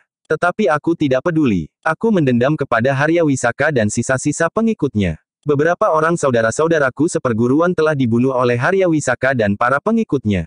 Bahkan Harya Wisaka sendiri telah membunuh beberapa orang di antara mereka dengan tangannya. Para pengikut Harya Wisaka tidak bersalah. Kami juga tidak bersalah. Kami sama sekali tidak tahu menahu tentang perbuatan Harya Wisaka, karena kami berada di sebuah padepokan terpencil. Tetapi justru kalian adalah anak-anak muda yang dipersiapkan oleh Harya Wisaka untuk meneruskan apa yang disebutnya perjuangan itu. Pada saat yang gawat, kalian telah dititipkan kepada Repak Rembulung dan Pupus Rembulung yang sebelumnya bersama-sama kami menentang gerombolan yang dipimpin oleh Harya Wisaka itu. Tetapi Ki Repak Rembulung dan Nyi Pupus Rembulung telah menerima kami dengan baik. Itulah yang kami maksudkan dengan pengkhianatan. Seharusnya Repak Rembulung dan Pupus Rembulung membunuh kalian, anak-anak muda yang dipersiapkan bagi masa mendatang itu. Karena kalian adalah bagian dari gerombolan Harya Wisaka. Ada beberapa alasan kenapa Ki Repak Rembulung dan Nyi Pupus Rembulung menerima kami, berkata Wijang. Yang terpenting adalah, bahwa Ki Repak Rembulung dan Nyi Pupus Rembulung mulai meyakini kebenaran perjuangan Harya Wisaka. Penyebab yang lain adalah, menurut kepercayaannya yang tidak tertangkap, Harya Wisaka memberikan uang kepada Ki Repak Rembulung dan Nyi Pupus Rembulung untuk membiayai hidup kami serta balas jasa kepada mereka. Selebihnya, Harya Wisaka menjanjikan masa depan yang terbaik bagi Repak Rembulung dan Pupus Rembulung. Omong kosong. Yang terpenting bagi Repak Rembulung dan Pupus Rembulung adalah uangnya. Bukan pengertian tentang kebenaran perjuangan Harya Wisaka. Apapun alasannya, tetapi kami sekarang adalah keluarga Ki Repak Rembulung dan Nyi Pupus Rembulung. Nah, dengan demikian, maka kami mempunyai alasan ganda untuk menangkap kalian dan membawanya ke perguruan kami. Alasan ganda apa? Pertama, kau merupakan bagian dari Harya Wisaka. Kalian akan dapat menjadi sasaran dendam perguruan kami. Kedua, kalian adalah keluarga Repak Rembulung dan Pupus Rembulung yang telah berkhianat terhadap kebersamaan kami menentang Harya Wisaka. Sebenarnya itu bukan kesalahan kami. Karena itu, kalian tidak dapat menuntut balas kepada kami. Baik kami sebagai bagian dari gerombolan Harya Wisaka, maupun kami sebagai keluarga baru Ki Repak Rembulung dan Nyi Pupus Rembulung. Persetan dengan alasanmu. Yang penting bagi kami harus membalas dendam atas kejahatan yang pernah dilakukan oleh Harya Wisaka sendiri serta para pengikutnya atas perguruan kami. Jadi untuk itukah kalian malam-malam begini merayap-rayap di pematang sawah yang basah? Sekedar untuk menunggu apakah ada orang yang kau anggap ikut bersalah itu lewat atau tidak? Bukan itu, sahut orang yang bertubuh tinggi besar itu. Sebenarnya kami hanya ingin tahu, apakah benar Repak Rembulung dan Pupus Rembulung berada di Panjatan bersama beberapa orang anak muda pengikut Harya Wisaka yang disebut angkatan mendatang itu. Sekarang, setelah kami kebetulan menemui kalian di sini, maka kami yakin, bahwa Repak Rembulung dan Pupus Rembulung berada di Panjatan bersama para pengikut Harya Wisaka itu. Kalian keliru. Ki Repak Rembulung dan Nyi Pupus Rembulung tidak berada di Panjatan sekarang. Tadi siang mereka sedang pergi ke tempat yang tidak kami ketahui. Kami tidak tergesa-gesa. Jika mereka pergi, maka pada suatu saat mereka akan kembali. Yang sekarang ada adalah kalian. Nasib kalianlah yang buruk. Kenapa kalian malam-malam berkeliaran sehingga kalian telah berjumpa dengan kami, yang mendendam para pengikut Harya Wisaka sampai ke ujung rambut, serta yang merasa perlu untuk menghukum Ki Repak Rembulung dan Nyi Pupus Rembulung yang sudah berkhianat. Jika Ki Repak Rembulung dan Nyi Pupus Rembulung tahu bahwa kalian telah bertindak licik maka perguruan kalian akan diratakan dengan tanah. Tidak ada yang tahu, siapa yang melakukannya. Keluarga Repak Rembulung dan Pupus Rembulung hanya akan menemukan mayat kalian di bawah pohon gayam ini. Repak Rembulung dan Pupus Rembulung akan meratapi kematian kalian, karena kalian dapat mendatangkan uang baginya. Selanjutnya, kami akan dapat memanfaatkan kemarahan Repak Rembulung dan Pupus Rembulung untuk menghimpun diri dan menghancurkan mereka sama sekali, karena bagi kami, kedua orang itu selain pengkhianat, juga orang yang sombongnya sampai menggapai langit. Kalian telah membuat kami marah, geram Wijang. Jika kalian marah, apa yang akan kalian lakukan? Membunuh kalian dan meninggalkan mayat kalian di bawah pohon gayam ini. Perguruan kalianlah yang akan meratapi kematian kalian. Setelah saudara-saudara seperguruan kalian mati dibunuh oleh Harya Wisaka dan para pengikutnya, sekarang adalah giliran kalian. Bersiaplah, geram orang yang bertubuh raksasa itu. Kami bukan orang-orang licik yang menyerang kalian sebelum kalian bersiap. Jika benar kalian bukan orang-orang licik, maka kita akan bertempur seorang melawan seorang. Nasib kalianlah yang memang teramat buruk. Kami akan melakukan bersama-sama, membunuh kalian berdua. Wijang pun kemudian bangkit berdiri sambil menggeliat. Bahkan sambil menguap ia pun berkata kepada Paksi, adikku, berdirilah. Ada 4 ekor cecurut yang sedang menjelang kematiannya. Paksi berusaha menyesuaikan diri dengan gaya Wijang. Karena itu, maka katanya, apakah kau tidak dapat menyelesaikan mereka seorang diri? Aku letih sekali. Aku ingin tidur barang sejenak. Nanti, menjelang fajar kita harus sudah berada di sanggar untuk berlatih. Wijang termangu-mangu sejenak. Kemudian jawabnya, mungkin aku akan dapat membunuh mereka. Tetapi aku sedang malas bekerja sendiri. Marilah, kita selesaikan mereka sebentar, baru kemudian kita beristirahat. Kesombongan kedua orang yang dianggap sebagai pengikut Harya Wisaka itu membuat keempat orang itu menjadi sangat marah. Seorang yang bertubuh pendek berkata lantang, kita gantung tubuh mereka pada cabang pohon gayam ini. Tetapi Paksi menyahut, apakah kalian membawa tali? Diam, kau, bentak yang lain, yang bertubuh sedang agak kekurus-kurusan. Kainmu dapat dipergunakan untuk menggantungmu setelah kalian berdua kami cincang sampai mati. Wijang dan Paksi pun kemudian bergeser ke tengah jalan, sementara keempat orang itu pun berloncatan mengepung mereka dari segala arah. Wijang dan Paksi tidak berkata apa-apa lagi.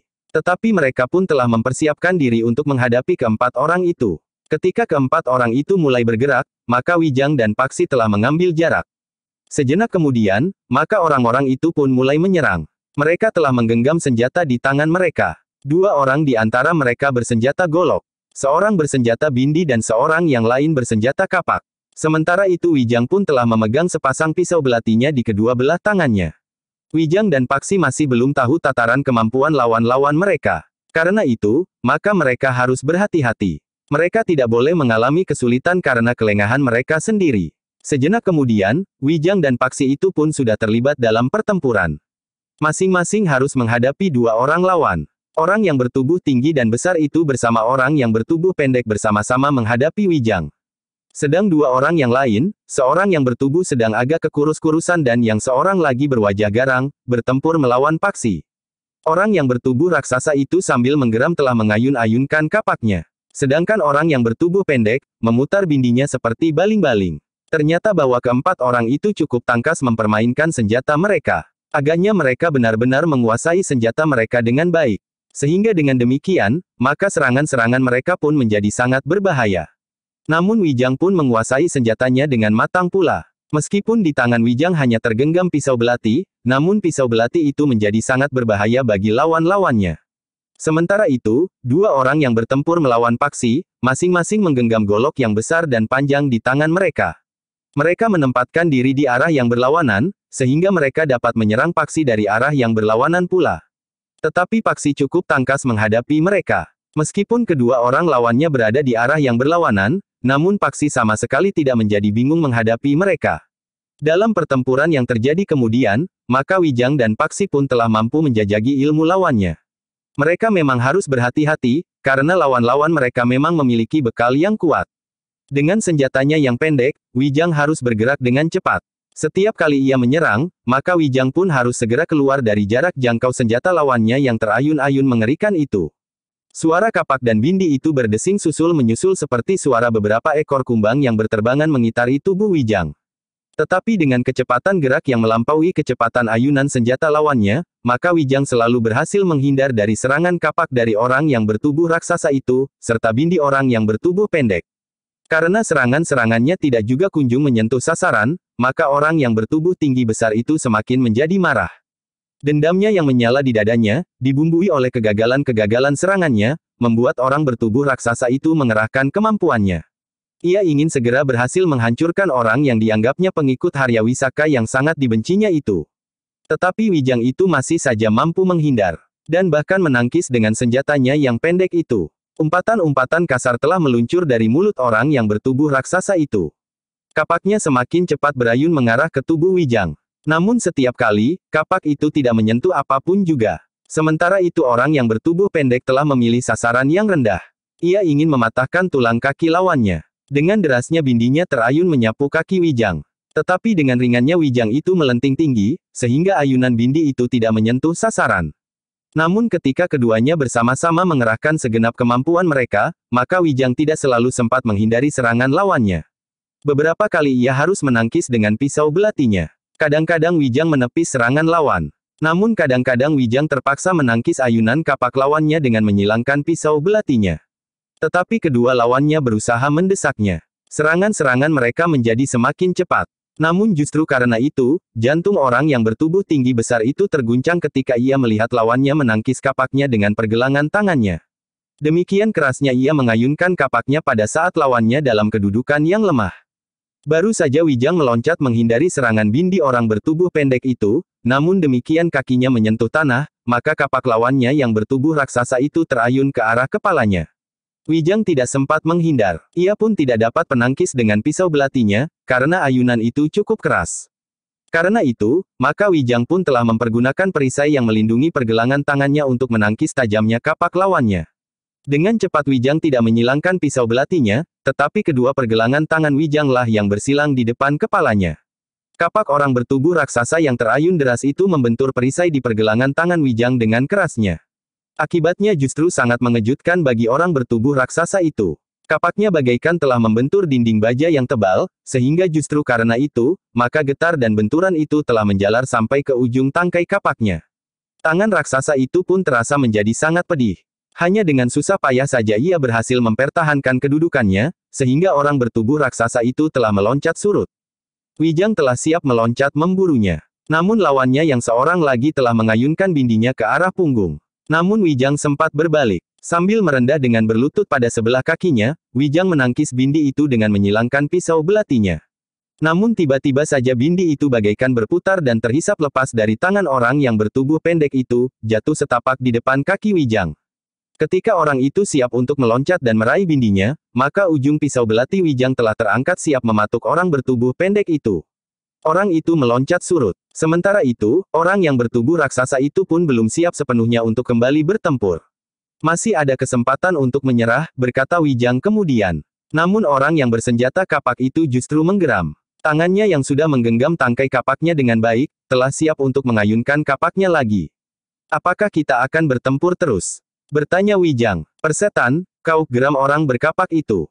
Kawanmu telah kehilangan senjatanya. Kau akan kehilangan nyawamu. Wijang tertawa. Katanya, apakah kau merasa akan menang dalam pertempuran ini? Jika para pengikut Haryawisaka telah membunuh saudara-saudara seperguruanmu, itu peringatan bahwa kemampuan para pengikut Haryawisaka lebih tinggi dari kemampuan saudara-saudara seperguruanmu. Nah, sekarang aku akan membuktikannya. Kau akan menyesali kesombonganmu. Bukan aku yang akan menyesal. Tetapi kau, orang bersenjata kapak itu tiba-tiba telah berlari sambil mengangkat kapaknya siap untuk diayunkannya ke kepala Wijang. Sementara itu, kawannya yang kehilangan bindinya menunggu kesempatan. Jika perhatian lawannya itu sepenuhnya tertuju kepada kawannya yang bersenjata kapak, maka ia berniat untuk menggapai senjatanya.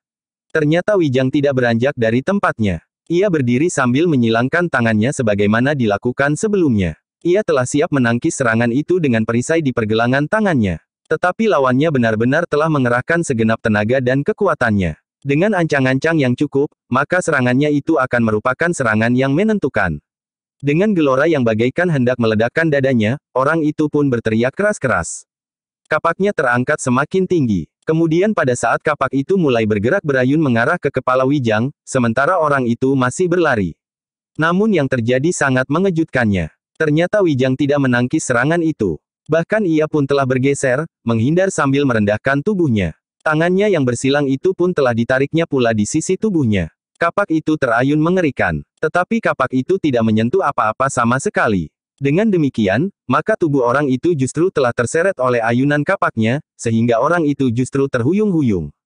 Ketika kaki Wijang menyentuh punggungnya, maka orang itu pun tidak mampu lagi mempertahankan keseimbangannya, sehingga ia pun jatuh tertelungkup. Terdengar orang itu menyeringai menahan sakit. Dadanya telah menimpa kapaknya sendiri. Untunglah, bahwa tulang-tulang iganya itu hanya membentur punggung dari kapaknya. Jika saja tulang-tulangnya itu terkena tajam kapaknya, maka tulang-tulang iganya itu tentu menjadi rantas. Meskipun demikian, meskipun tulang-tulang iganya itu hanya menimpa punggung kapaknya, namun rasa-rasanya tulang-tulang iganya itu telah menjadi retak. Meskipun demikian, orang bersenjata kapak itu masih berusaha untuk bangkit berdiri. Meskipun ia harus menyeringai menahan sakit, namun ia masih saja menggeram, "Aku bunuh kau." Wijang tersenyum sambil berkata, "Jadi kau masih belum mengakui kenyataan ini?" "Kenyataan yang mana?" "Kenyataan bahwa aku akan mengambil nyawamu." "Kau memang gila," berkata Wijang. "Tetapi jangan menunggu aku kehilangan kesabaran. Aku akan mengoyak mulutmu." Wijang memandang orang itu dengan tajamnya. Kemudian katanya, "Aku akan mengembalikan bindi kawanmu. Kita akan mulai lagi. Tetapi aku tidak akan mengendalikan diri lagi. Kalian akan mengalami kenyataan yang amat pahit." Orang yang bertubuh pendek dan bersenjata bindi itu termangu-mangu. Ia ragu-ragu mengambil bindinya. Ia menyangka bahwa lawannya itu sekedar menjebaknya. Namun Wijang itu bergeser beberapa langkah sambil berkata, "Cepat. Ambil senjatamu sebelum aku mulai." Dengan tergesa-gesa orang itu pun menggapai bindinya. Kemudian berdiri tegak menghadapi kemungkinan untuk bertempur lagi.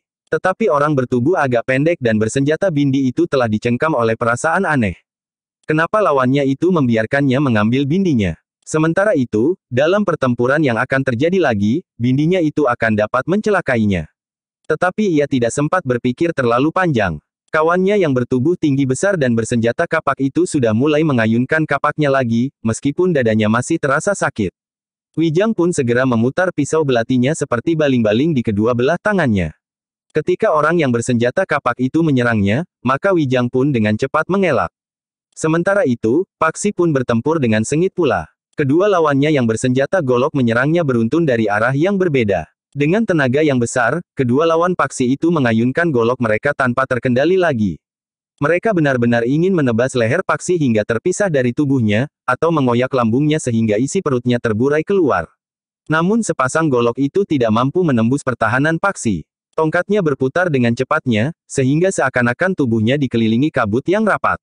Setiap serangan dari manapun arahnya, tentu membentur perisai putaran tongkat anak muda itu. Namun kedua orang lawan Paksi itu tidak segera berputus asa, mereka masih saja menyerang dengan garangnya. Kadang-kadang serangan mereka datang beruntun. Namun kadang-kadang serangan mereka pun datang bersamaan.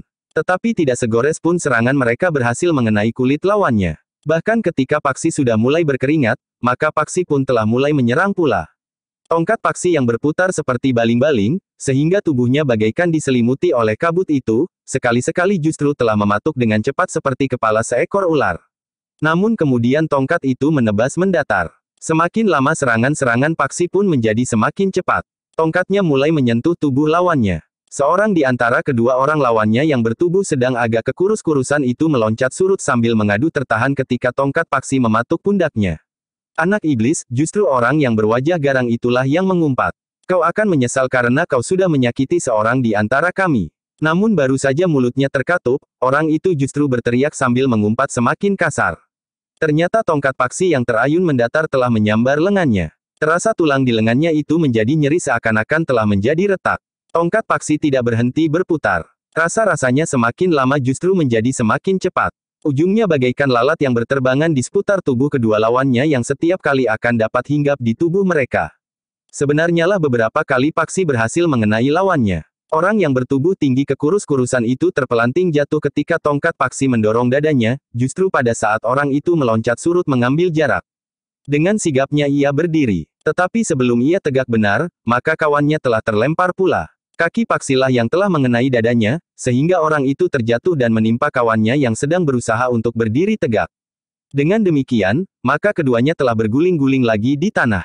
Namun Paksi pun tidak melepaskan mereka. Dengan cepat ia meloncat memburu. Ketika orang yang berwajah garang itu dengan cepat melenting berdiri, tongkat Paksi pun telah terayun dengan derasnya, menghantam punggung.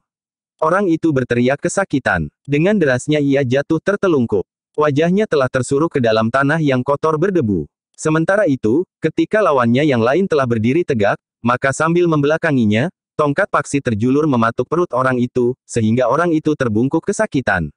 Dalam keadaan yang demikian, maka Paksi pun meloncat sambil memutar tubuhnya.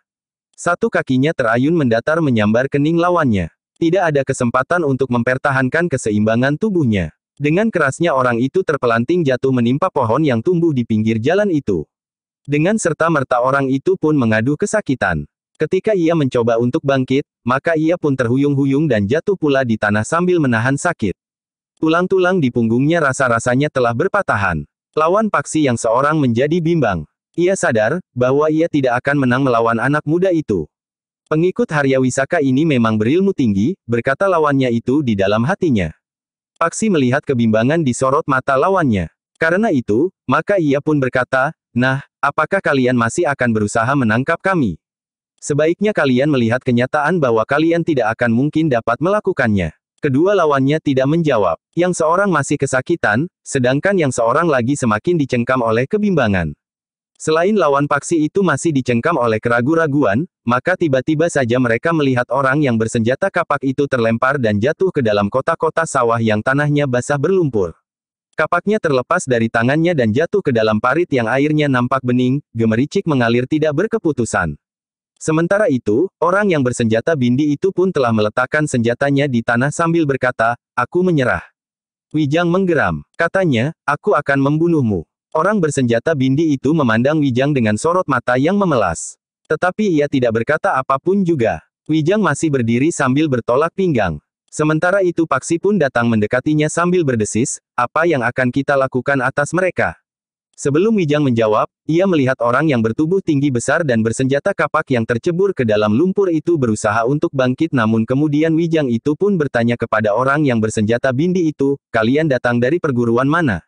Orang itu bersenjata bindi itu termangu-mangu. Di luar sadarnya ia berpaling kepada kawannya yang masih berusaha naik ke tanggul parit. "Jawab pertanyaanku," Wijang membentak, "kalian murid dari perguruan mana?" Orang itu masih belum menjawab. "Baik, baik. Jika kalian tidak mau menjawab, maka kalian akan mati tanpa kami kenali, siapakah yang telah kami bunuh. Tetapi jika kalian datang dari sebuah perguruan yang sudah pernah kami dengar namanya, maka kami akan mengabari saudara-saudara seperguruan kalian, bahwa kalian mati di sini.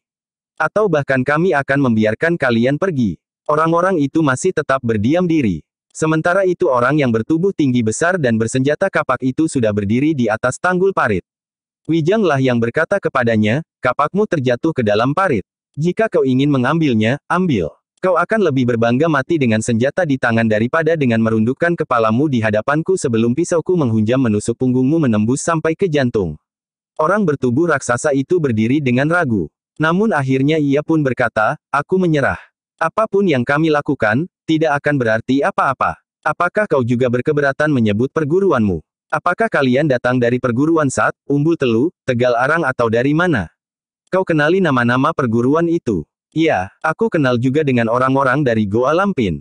Orang bertubuh raksasa itu pun kemudian menjawab, "Kami datang dari perguruan yang belum kau sebut." "Perguruan apa?" "Perguruan Kayu Legi." Wijang dan Paksi termangu-mangu sejenak. Namun kemudian Wijang pun menggeram, "Kau akan menipu kami." "Tidak, aku berkata sebenarnya. Kami mendengar bahwa ada beberapa orang anak muda yang memang dikirim oleh para pengikut Haryawisaka ke daerah ini dan diserahkan kepada Ki Repak Rembulung dan Nyi Pupus Rembulung yang mempunyai beberapa tempat tinggal. Satu di antaranya adalah Panjatan. Karena itu, kami mendapat tugas untuk mengawasi padukuhan ini." Wijang mengangguk-angguk kecil. Ia pun kemudian berpaling kepada Paksi sambil berkata, "Biarlah mereka pergi. Biarlah berita itu tersebar di daerah ini, bahwa anak-anak muda yang dikirim oleh Haryawisaka, bukan anak yang masih ingusan. Biarlah mereka memberitahukan kepada guru mereka, bahwa tidak ada gunanya memusuhi kami, karena kami tidak berniat memusuhi mereka." Paksi menarik nafas dalam-dalam. Kemudian katanya kepada orang yang bertubuh tinggi besar itu, "Pergilah. Katakan bahwa kami memang tidak berniat memusuhi siapapun di sini. Kami dipersiapkan untuk pada satu saat berada di Istana Pajang. Dengan atau tanpa cincin kerajaan itu. Jika hal itu terjadi, maka kami akan melihat, perguruan yang manakah yang dapat kami ajak bekerja sama dengan kami serta perguruan manakah yang harus kami hancurkan untuk selama-lamanya. Jika setelah beberapa perguruan bergabung kalian tidak dapat mengalahkan kekuatan Haryawisaka, maka perguruan-perguruan yang terpisah itu tidak akan mampu berbuat apa-apa.